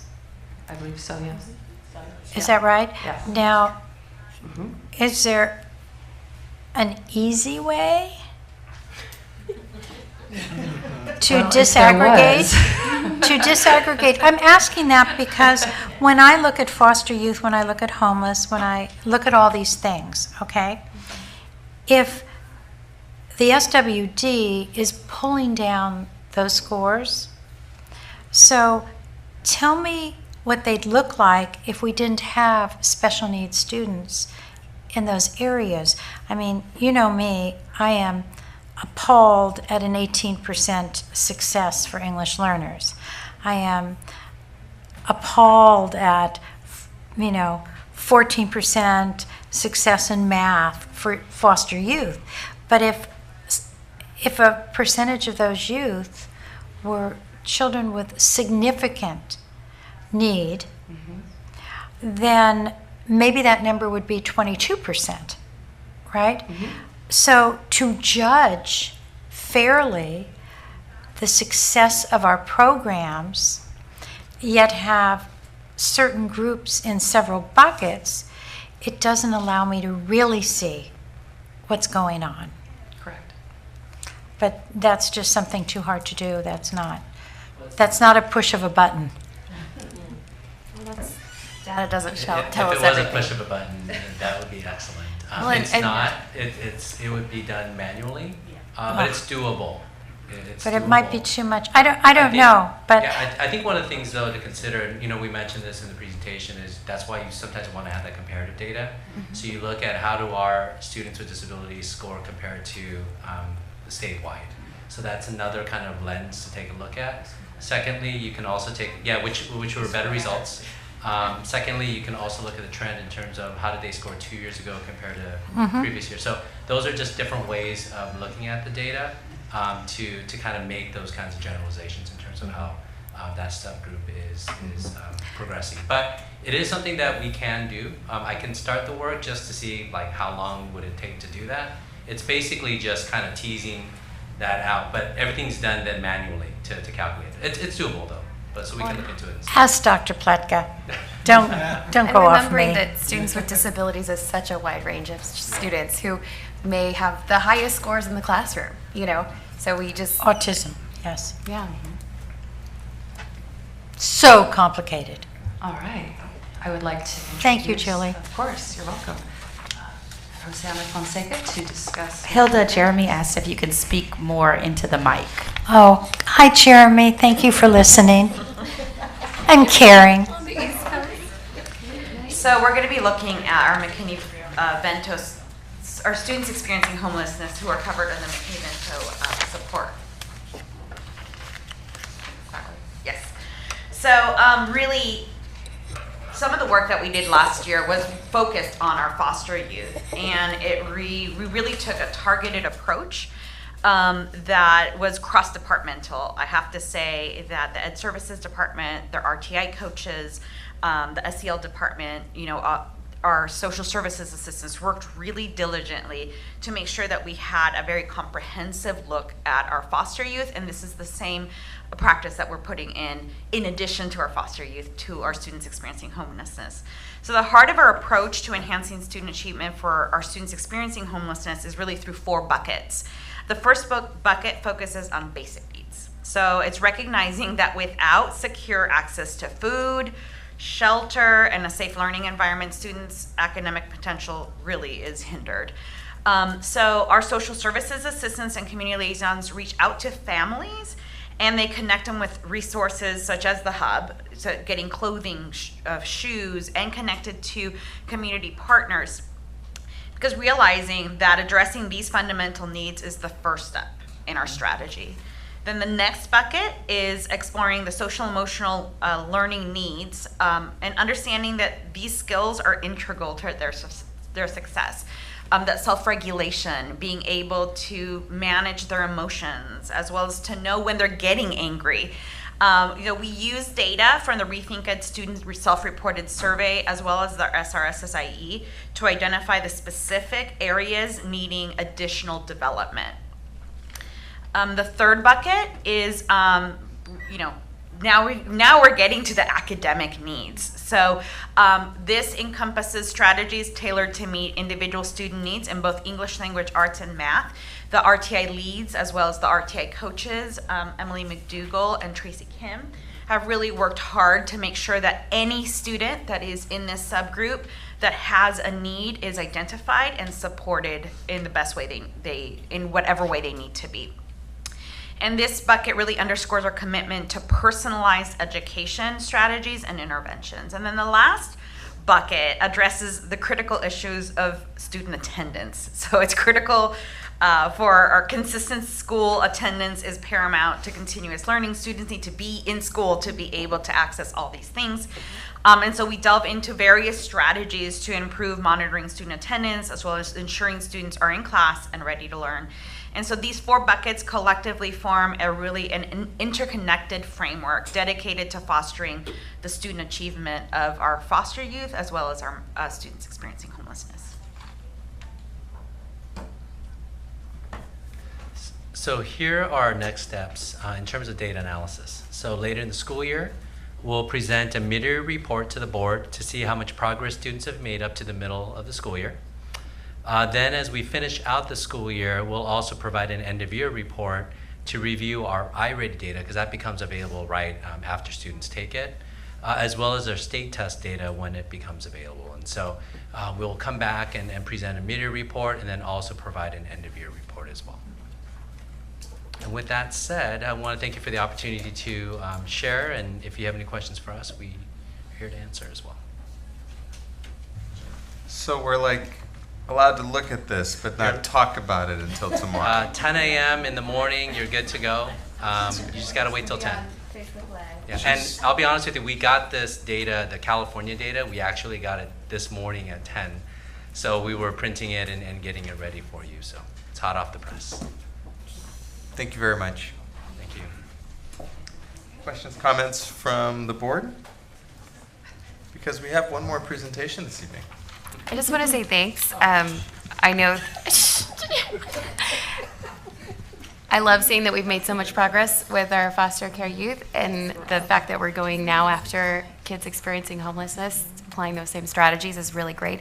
And to see our progress in reclassifying students that are plurilingual learners is really exciting. So thank you for the concentrated efforts for these groups.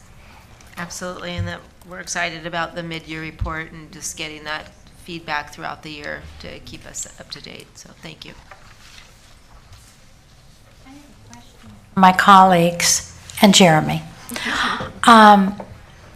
This report, this Dual Language Academy report, is really important, and it's something that we all really care about. And the hour is getting late. I'm wondering if our board, and not to offend our presenters, would mind moving it to our next board meeting so we can give it the real attention it should have. But that's all up to you guys. And my smiling president. If there was a second, I think that we should maybe discuss it. And I did want to get through this next presentation. I do think it's important. But I'm running out of steam too, so How long do you think the presentation is? Like, is it a half an hour? Is it 2 hours? I can make it 2 minutes. No, not with this group. It shouldn't be that long. I mean, there's a lot of pictures in here, but it's not like we're getting ready to read every slide to you. So yeah. Half an hour, 45 minutes? Yeah, maybe less, maybe 30 minutes.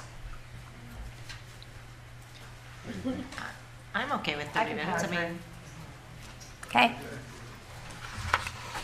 but They're not doing an event on Saturday night. Oh, I'm doing an event on Thursday night.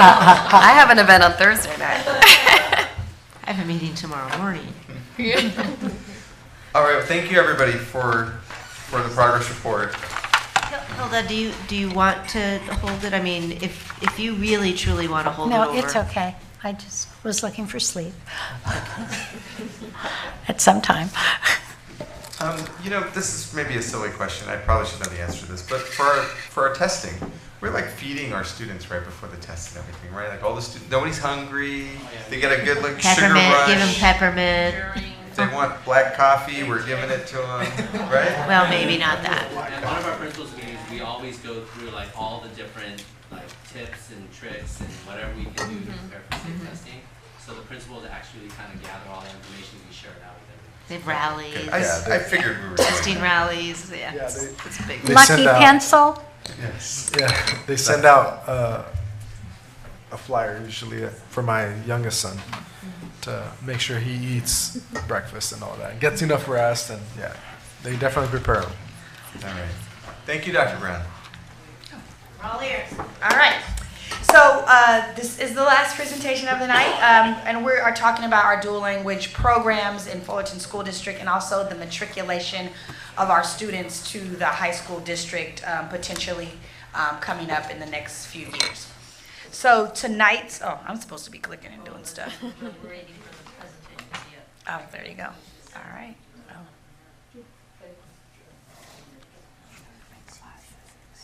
There you go. So tonight we're just talk about our DLA programs currently as they stand. What is the mission of the program? The benefits of dual language and what does the research say? The dual language program as it's designed in Fullerton School District. Just a brief touch on DLA and literacy and how it supports our student achievement. Where we're going with DLA professional development and PLCs, professional learning communities, what that junior high DLA program will look like currently and in the upcoming year, and then the high school transition to Fullerton Joint. So currently we have 4 dual language programs. Pack Drive has our TK through 5th. Spanish, we have Laguna Road with our kinder and first grade. Korean, we have Raymond Elementary with our Spanish K-6 dual language, and then new this year is LV with our Spanish 7th grade dual language. So we are currently working on the partnership or the expansion of the dual language program to another second junior high, which will be Nicholas. So for the fall of 2024, they will be in the planning stage as they plan to receive students from Pack Drive in the fall of 2025. Okay. That's you.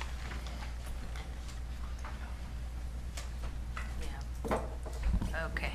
So our mission statement is posted there, but in addition to our mission statement, we are looking at the cultivation and multicultural competencies. Not only do we celebrate our historical components of cultural development, but we use teachable moments to nurture global citizenship. So with that, we ensure that all of our students have these opportunities, and Ruth Guerra, our program specialist, will be going over some of those that are instilled. But our goals that we have for our dual language students are to attain high levels of oral proficiency, to attain academic success, to experience positive social, psychosocial adjustment to life, and to be ready for our global economy. So we want to just encompass the whole child and see that they are doing well. Some of the benefits that the California Department of Education see are they're listed. The high academic achievement in both languages. We want to recognize cognitive benefits. They can concentrate better in school, but most of all, improve self-esteem, and having them see and foster their self-image and identity in who they are, and bring in their culture as themselves and learn it at the same time. Some of what research says, there are numerous studies that demonstrate the benefits of being in a dual language classroom. The dominant one being that students eventually outperform those that are not in a DLA program, including English learners, and we'll see some of that data in a few slides. But for our monolingual students who are English coming into a dual language, they have the opportunity to add on to their language repertoire and have an additional language to say that they are speaking. And then pertaining to our dual language program, it enables our English learners to use primary language that initially as a tool for learning new concepts while developing their proficiency in English as well. So we are not forgetting our English learners that we have in our program. With our design here in Fullerton School District for our Spanish instructional design, we start off with the 90-10 with our TK, kindergarten and first grade. One of the main things is that teachers do not break language, so that the students do not hear their teachers speak English. The only time that the only language they hear their teacher speaking initially is Spanish for the Spanish instructional model. And then slowly but surely, the English increases in the classroom. Second grade 80-20, third grade 70-30, and then 4th through 8th is the 50-50 model. For our Korean instructional design, we, as a committee, the multilingual task force, and gathering information, we opted to go with the 50-50 model. One, because it is a higher level of language to learn. It's a category 4. But then again, two, the materials, Spanish is more readily available than it is Korean, but we have our curriculum that is, we work with the company that allows us to have our curriculum ready for our students. So we are progressing with that as well. So this is all vetted through our multilingual task force, so, and all presented earlier.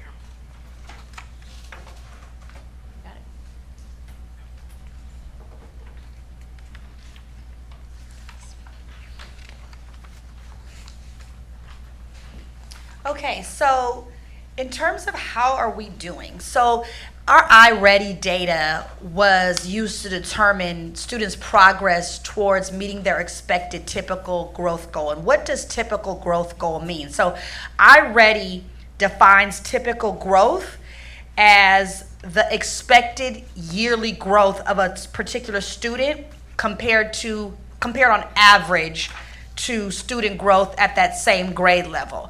So it's determined by a baseline score in the beginning of the year, and then there is a measure of how the student is expected to grow by the end of the year for that particular grade level.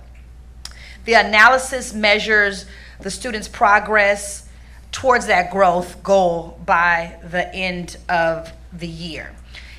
For example, if you look at the Raymond Elementary School data, last year, dual language students at Raymond made more progress on their growth goal than non-participating peers in both reading and math.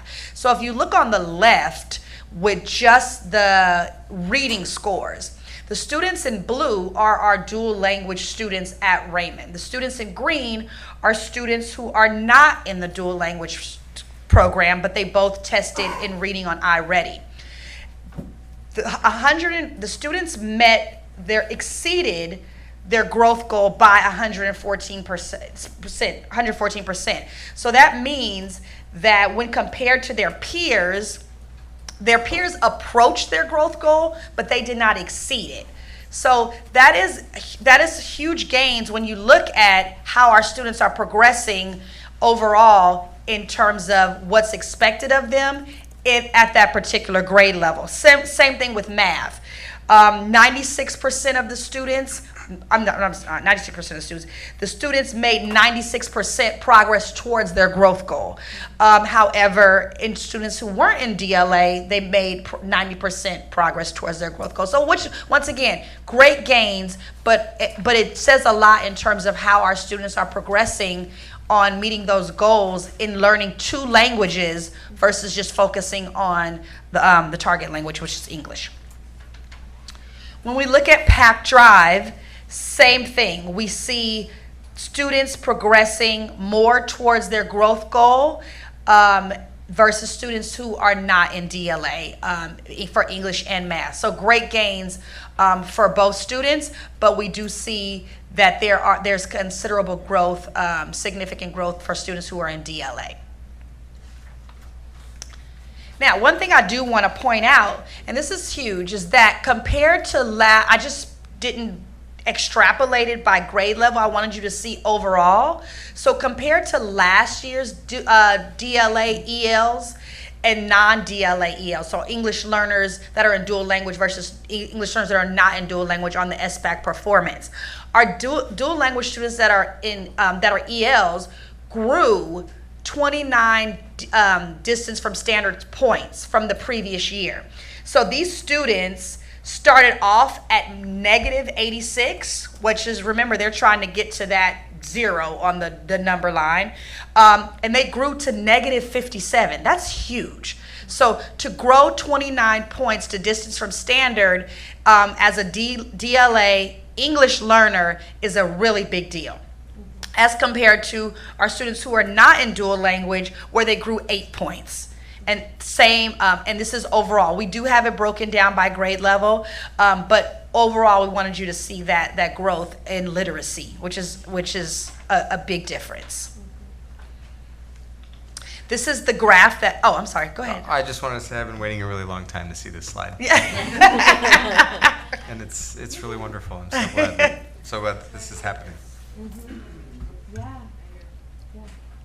So, so the graph version of the previous slide shows in the blue, you see the same thing. You see the blue versus the red, where you see the actual bar graph growth of our students who are in DLA on the left, and how much they grew towards a distance from standard in blue versus red, and that difference in the yellow. So that difference is huge. The call out here is the yellow bar.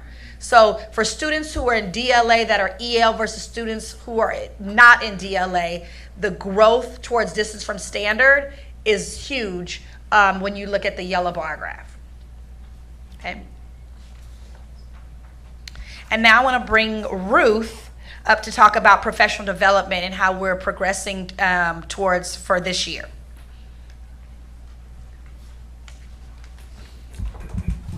Thank you. Good evening. All right, so for professional development, we are working in partnership with OCDE, which is Orange County Department of Education. Pretty soon we will be going through the guiding principles of dual language education and actually have created this professional development. So basically the goals of this professional development will be to reflect on the research that supports the importance of dual immersion programs and biliteracy. Also, to calibrate on the guiding principles of dual language education, which is a document that is a tool for planning, self-reflection, and continual improvement of the program. And one last goal is to analyze best instructional practices for meeting the needs of multilingual learners in the dual immersion setting specifically. Also, one thing that we are doing is that we are continuing to have professional learning communities, PLC meetings with all dual language teachers. And we have slated our 3 meetings for the year. And at these meetings, they basically have a great deal of opportunity to have grade level collaboration as well as vertical collaboration. So the 2 pictures that you see there are basically from our last meeting on October 12th, in which you can see one picture was for the grade level and the other picture was for vertical collaboration, which basically they collaborated with a 3 grade level span. So TK, Kinder first, that was one group, and then it was 2nd, 3rd, 4th, and then 5th, 6th, and 7th. Also, one other area is that we are also having DLA administrator PLCs as well, in which all of our administrators for the 4 schools, we have 3 meetings slated, and during those meetings, we actually plan for the PLC for the teachers as well, and also they have a great opportunity to collaborate amongst themselves. All right. For the next one, so I'm going to be talking a little bit about our junior high Spanish DLA program. So at this point, our 7th graders are at Ladera Vista, and they are going through the 50-50 DLA model. And it's basically Students are being immersed in the target language, which is Spanish, in science, social studies, and Spanish language arts. And also by the end of the 8th grade, students will be eligible for the Middle School Biliteracy Attainment Recognition Award, and Erlinda will be presenting a little bit about that in a later slide. So this is a sample of a DLA 50-50 cohort model. So as you can see, the pink areas are the ones where the classes would be in Spanish, but as you also can see at the very top, that a student can take a regular path, an honors track, honors ELA, and honors math. So it gives you a pretty good idea on what their schedule will look like. If students take one of the two top, all of them lead to getting the certificate. I guess that's what I want to say. Yeah. Thank you. All right, also at the junior high, we are focusing on giving them support with activities and enrichment. So Ladera Vista has planned cultural activities for Hispanic Heritage Month. They did have a school-wide mariachi band at lunch, so the students were able to experience that. And they also had assemblies in which they were able to see the performance of Ballet Folclórico. As you can see, our DLAC president was actually, spearheading that. Also, we have a wonderful field trip planned for December to the Museum of Latin American Art in Long Beach, and it will be a docent-led field trip, and the students are actually very excited about it. We also have, currently the school is working on a school-wide Dia de los Muertos ofrenda project. Dia de los Muertos is Day of the Dead, and they've been working on making nichos. Nichos is basically a shadow box that can be used to honor the people who have passed in their lives. This will be part of ofrenda, so basically an altar in the multi-purpose room, and they will have it in display until November 2nd, November 3rd. I have a question going back to the tracks for junior high and the classes. Okay. So as I'm reading this, history in Spanish and science in Spanish, would you have a honors track, so honors science is offered in Spanish, or is it just regular Spanish? So regular science in Spanish and regular history, but you can have an honors math and an honors ELA. That's right. But it's not honors science or honors history. That's correct. Okay. And then what is SLA? Means Spanish language arts. Okay. So it's a language arts class, And that's but it's just in it, Spanish. and that, right. But that would be a basic. Would it be an honors? It wouldn't be an honors. It would just be Spanish. Okay. And that's essentially like their elective, one of their two electives that they take instead of a dance or a band or something like that. Yes, as you can see, the students only have one elective, and that basically is, as Trustee Hanchet said, yes, it takes in place of one of the electives. Normally, a student that is not in a DLA cohort would have two electives. So ELA and SLA, and yes. the difference is, so what is an SLA? So basically, it's a language art class in Spanish. What?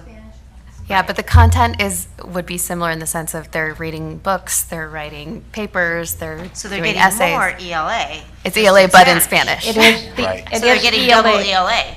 No, Spanish literature. Spanish literature. So they're reading Thank you. poetry, Thank you. they're reading fiction, Got it. nonfiction. Yes. That makes sense. Okay, thank you. But it's A similar discipline, just in different languages. Right, right. Got it. Thank you. All right, and also we are planning with the Arts TOSA and also the History Social Science TOSA. We are planning to have quarterly art workshops for the students as well. Also, we have parent and student support at LV. So the principal has already announced the 3 meetings that they will have for the parents.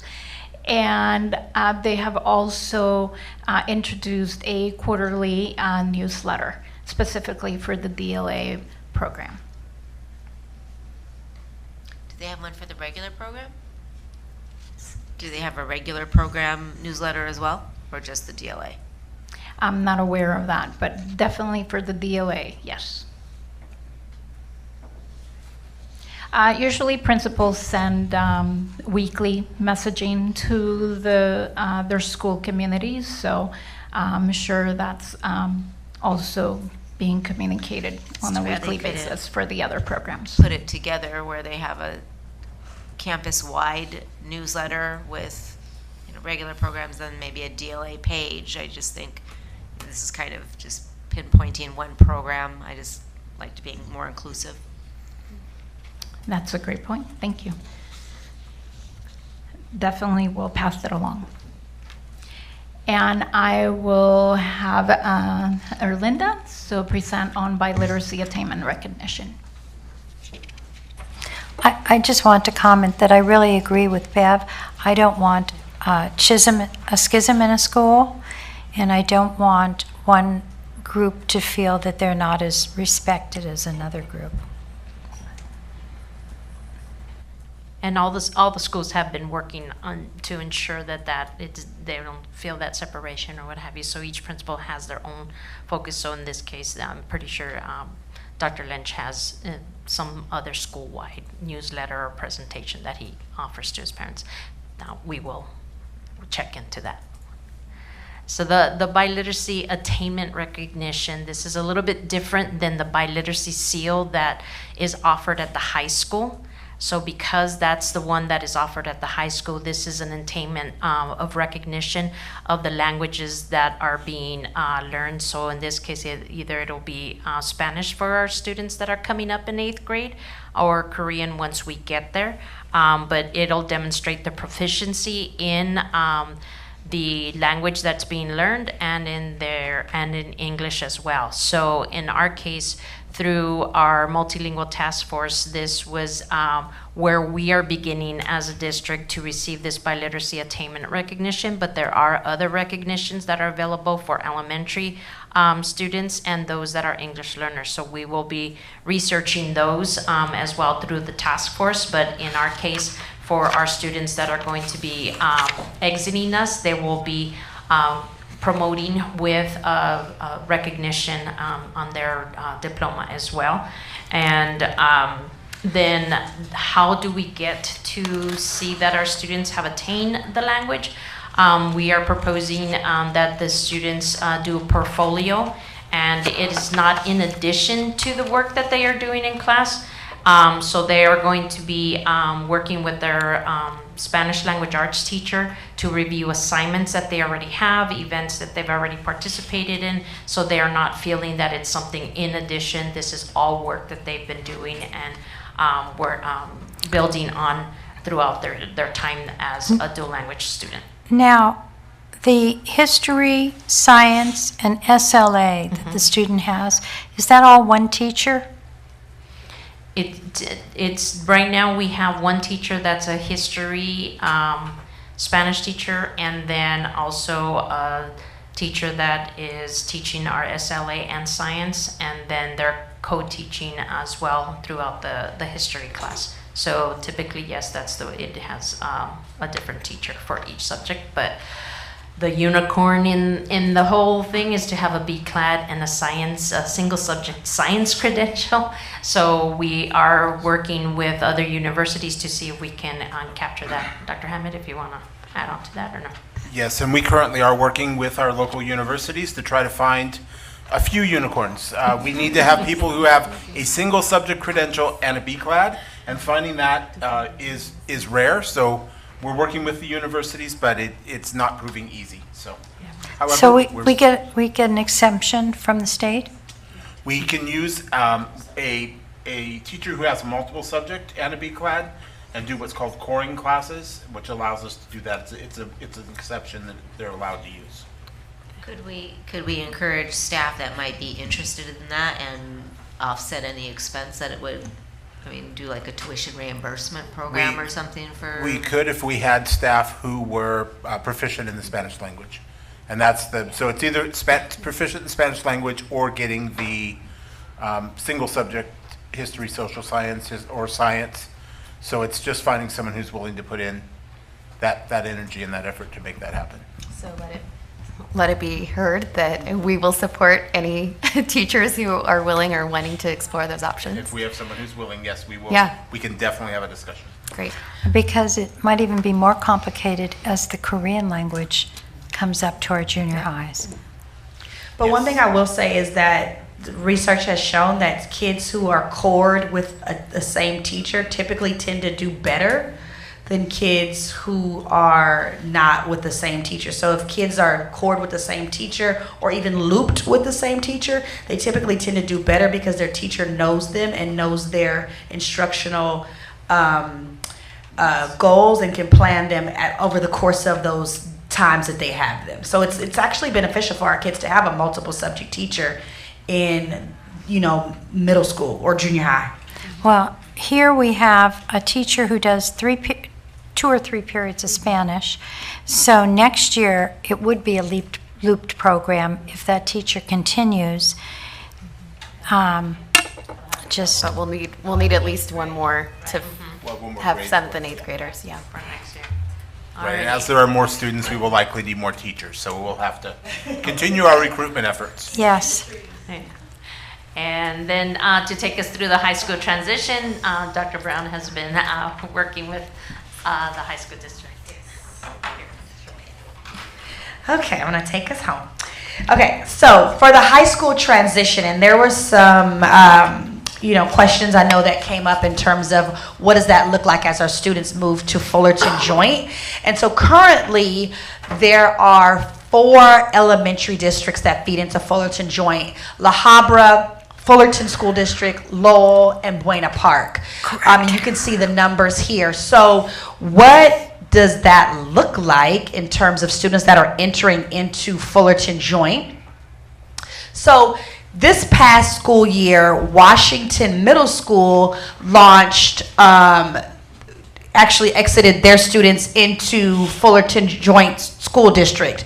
And they currently had 43 students, they had 43 students last year that actually left the program going to either Sonora or La Habra. So that split the dual language numbers because 22 students from Washington went to La Habra and another 20 or so went to Sonora, which was their actual dual language designated high school. Once the students and their families went to Sonora High School and they heard the programs that they offer, such as IB, music, tech, there was a lot of transition. So it ended up just 7 students in their DLA pathway at Sonora High School. So, yeah. And so there is a huge need, as we see, for dual language at K-8, but once students begin to go to the high school level, they begin to want to take more diverse courses and electives.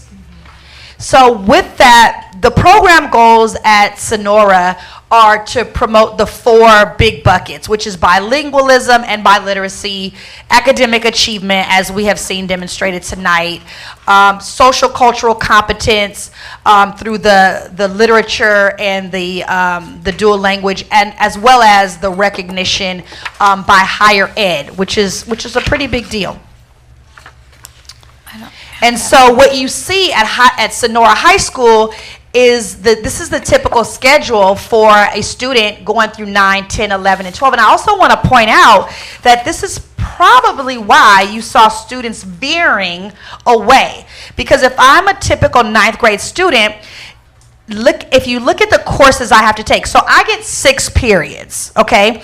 I can opt to get up at 7 a.m. and take a 0 period if I want an extra elective, if I want to do a sport, if I want to participate in Academica or something else. However, 2 of my 6 courses are already designated for me. So I am in dual language Spanish, and I am in dual language social science. That's my 2 courses already. So now I have 4 left. As a 9th grader, I do have to take English, I do have to take science, I do have to take math, and I do have to take PE. Now, 9th graders do not take history typically in their course sequence. History starts with world in 10th grade. So their history, which now in dual language takes the place of their health. So now they're either taking health in summer or they're taking health in 0. Okay, so we see 10th grade, similar situation. Students are taking dual language social science, which is their world language, but in Spanish, and that makes sense. And they're taking AP Spanish language as their elective. And then we move to 11th grade and 12th grade, where their elective now is also Spanish. So 4 years of Spanish gets you that biliteracy seal, or the AP exam that you pass with a 3 or better. And there are a couple other ways to get that biliteracy. Which students could take in 9th grade. Which students could absolutely take in 9th grade.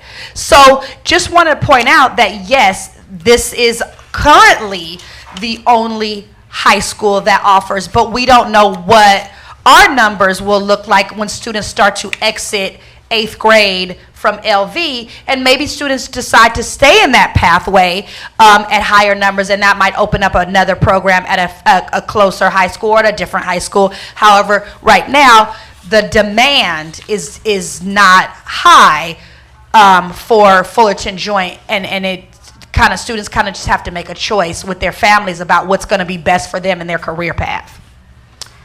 So with that, I am done. If you all don't have any questions, thank you so much. Comments? Can I ask Comments, Yeah. questions? 15 minutes. Questions, comments at 10:10. I'm just going to say thank you so much for 15 this minutes. presentation. I do Just know that saying. this was, it was a program that we had been wanting to bring on for many, many years, and being able to bring it in and to look at what it's doing for our students, and having 2 trustees sit at the table that Three. Three. Yours is in dual. Okay, so having them in it, to be able to just say, are your kids are conversing, they're they're embracing the culture and the language, and that set of skills is going to be so great Huge. for them as they're moving on, and being able to offer our English-speaking students the ability to speak a fluent second language, making our helping our English learners be able to be successful and have self-esteem and do well, and and help them, I think it's a win-win for everyone. So I truly appreciate all the time and effort that everyone has put into this program. I know that that we have rocky starts and just trying to get over those, and lessons learned. Yeah. If I had another child, I'd put them right in there. So grandbabies, put them into And I will say, as a dual language parent, my kid went through the program for 5 years. He's now in 6th grade, and he didn't want to continue. I had to twist his arm, but he can read fluently in Spanish. He can speak it. He can listen to it. He understands it. He can write it. So there are such huge benefits. And I, as a parent, was so nervous. I'm like, my kindergarten can't read in English or Spanish, and I'm putting him in here. But he did amazingly well. And kids are so resilient. And even during the pandemic, these teachers worked their butts off to get these kids and they were teaching, in both languages. So kudos to them, and credit to the resiliency of our kids, because they rise to the occasion of things that we can't even imagine. So I'm a huge advocate and proponent of dual language. I think there's immense gains in what our students can accomplish if we stay the course, and really provide our teachers and our students with the support that they need and deserve. When I retire, I'm going to spend all my time in a kindergarten DLA classroom. Yeah. And I'm going to move right up with the class. You will. There you go. You'll learn a lot. It's true. I want to say thank you to our teachers and our principals that have led this process too, because they have put in the hard work. But I think I just want to celebrate what I see as the headline of this story is that our plural lingual English learners do much better in DLA programs. That is awesome news, right? Because we know the benefits of gaining a second language. We know the brain development benefits. We know the benefits of keeping your first home language and continuing to have literacy skills in your first language. But the fact that they're also progressing above expectations in English means that we're really, that's something we want to look at, how we transfer that to other, even traditional programs that are working with students that are English language learners. And I think if other schools want to do more DLA, we support it, because if they have high populations of English learners, this is really making a difference for them, and that's excellent news. I just want to apologize. That is what I wanted to hear tonight. I mean, along with everything else. And if I had thought more clearly about the agenda tonight, we would have had at least one person from our high school board listening, but I know that there's going to be, a community event with you, and we may be able to still get them to listen and be prepared for our incoming students at the high school level. And I do want to say thank you to the high school district, because some of the information in our presentation at the end, they actually shared with us. So Dr. Sylvia Kaufman actually shared some of the information with me about their dual language program and how they actually begin and build their program and what they offer. So I do want to say thank you for them as well for providing that information and being so accessible to us when we needed the information as well. So I have a special takeaway from tonight, okay? Dual language has people thinking from both sides of their brain and increases their academic prowess, and that's awesome. Art has been proven that children who experience art in schools do better, A, in life, and B, on things like SAT, which I guess is now not in favor, but those types of things that are a measure of academic success also. And they do better than their non-arts experienced peers. And third, children who have deficits, whether it's special needs, homelessness, difficulty with language adjustment. When a school district focuses a lot of energy and professional development in those areas, we can help excel their learning. So tonight we learned a lot about various methods that will appeal differently to various families, to make sure that our students' needs for academic growth and happiness in life is increased by many programs which all lead to the same end, better academic success and cultural benefits. Because when you take art, like our experiences with Fukui art from Japan, when you take a multicultural class, when you are in any program, it makes you more conscious, more cognitive of people who don't behave like you. And so this was a very special night of recognitions, and kudos to all of our staff who have to do all sorts of things to address all these things that the board asks them to do, and that's really wonderful. A very special evening, plus PBIS. Plus PBIS, which is really important. It goes with Darlene's presentation tonight, that we must focus on student behavior, because those behaviors not only affect the classroom and the community and the mental health of the teacher, but they affect the academic growth of those students and all those around them. So it's all looking for the same thing. Thank you. Thank you so much. Do we have any items for our next meeting that any board members would like to have agendized or discussed?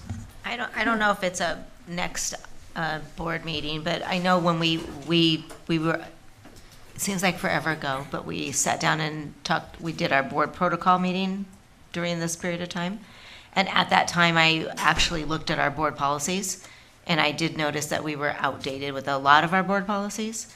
So I was going to ask if sometime, maybe at the beginning of the year, a committee, or I'd be more than happy to sit on that committee or what have you, or however we do this, to look at just revising, not taking a deep dive and revising and making new ones, but taking the ones that we have and actually just, bringing them up to date on things, and taking a look at that. And I don't know if that's something that's done by the board because it's board policies, or if it's I can give all of my notes and all my yellow stickies to somebody else at the district level and they can look at them, or whatever. But I think we do need to take a look at those, just to get them updated. And we can discuss with the board what process they'd like to do. We know generally going through one board policy takes quite a bit of work, so it's really just finding what will work best for the board and allow everyone to be able to look at those policies and feel that they have time to be able to consider it and make language changes. So something we could look into. Do you want to send like 5 or 10 of the policies, or the ones that you think are most out of date, to Dr. Pletka?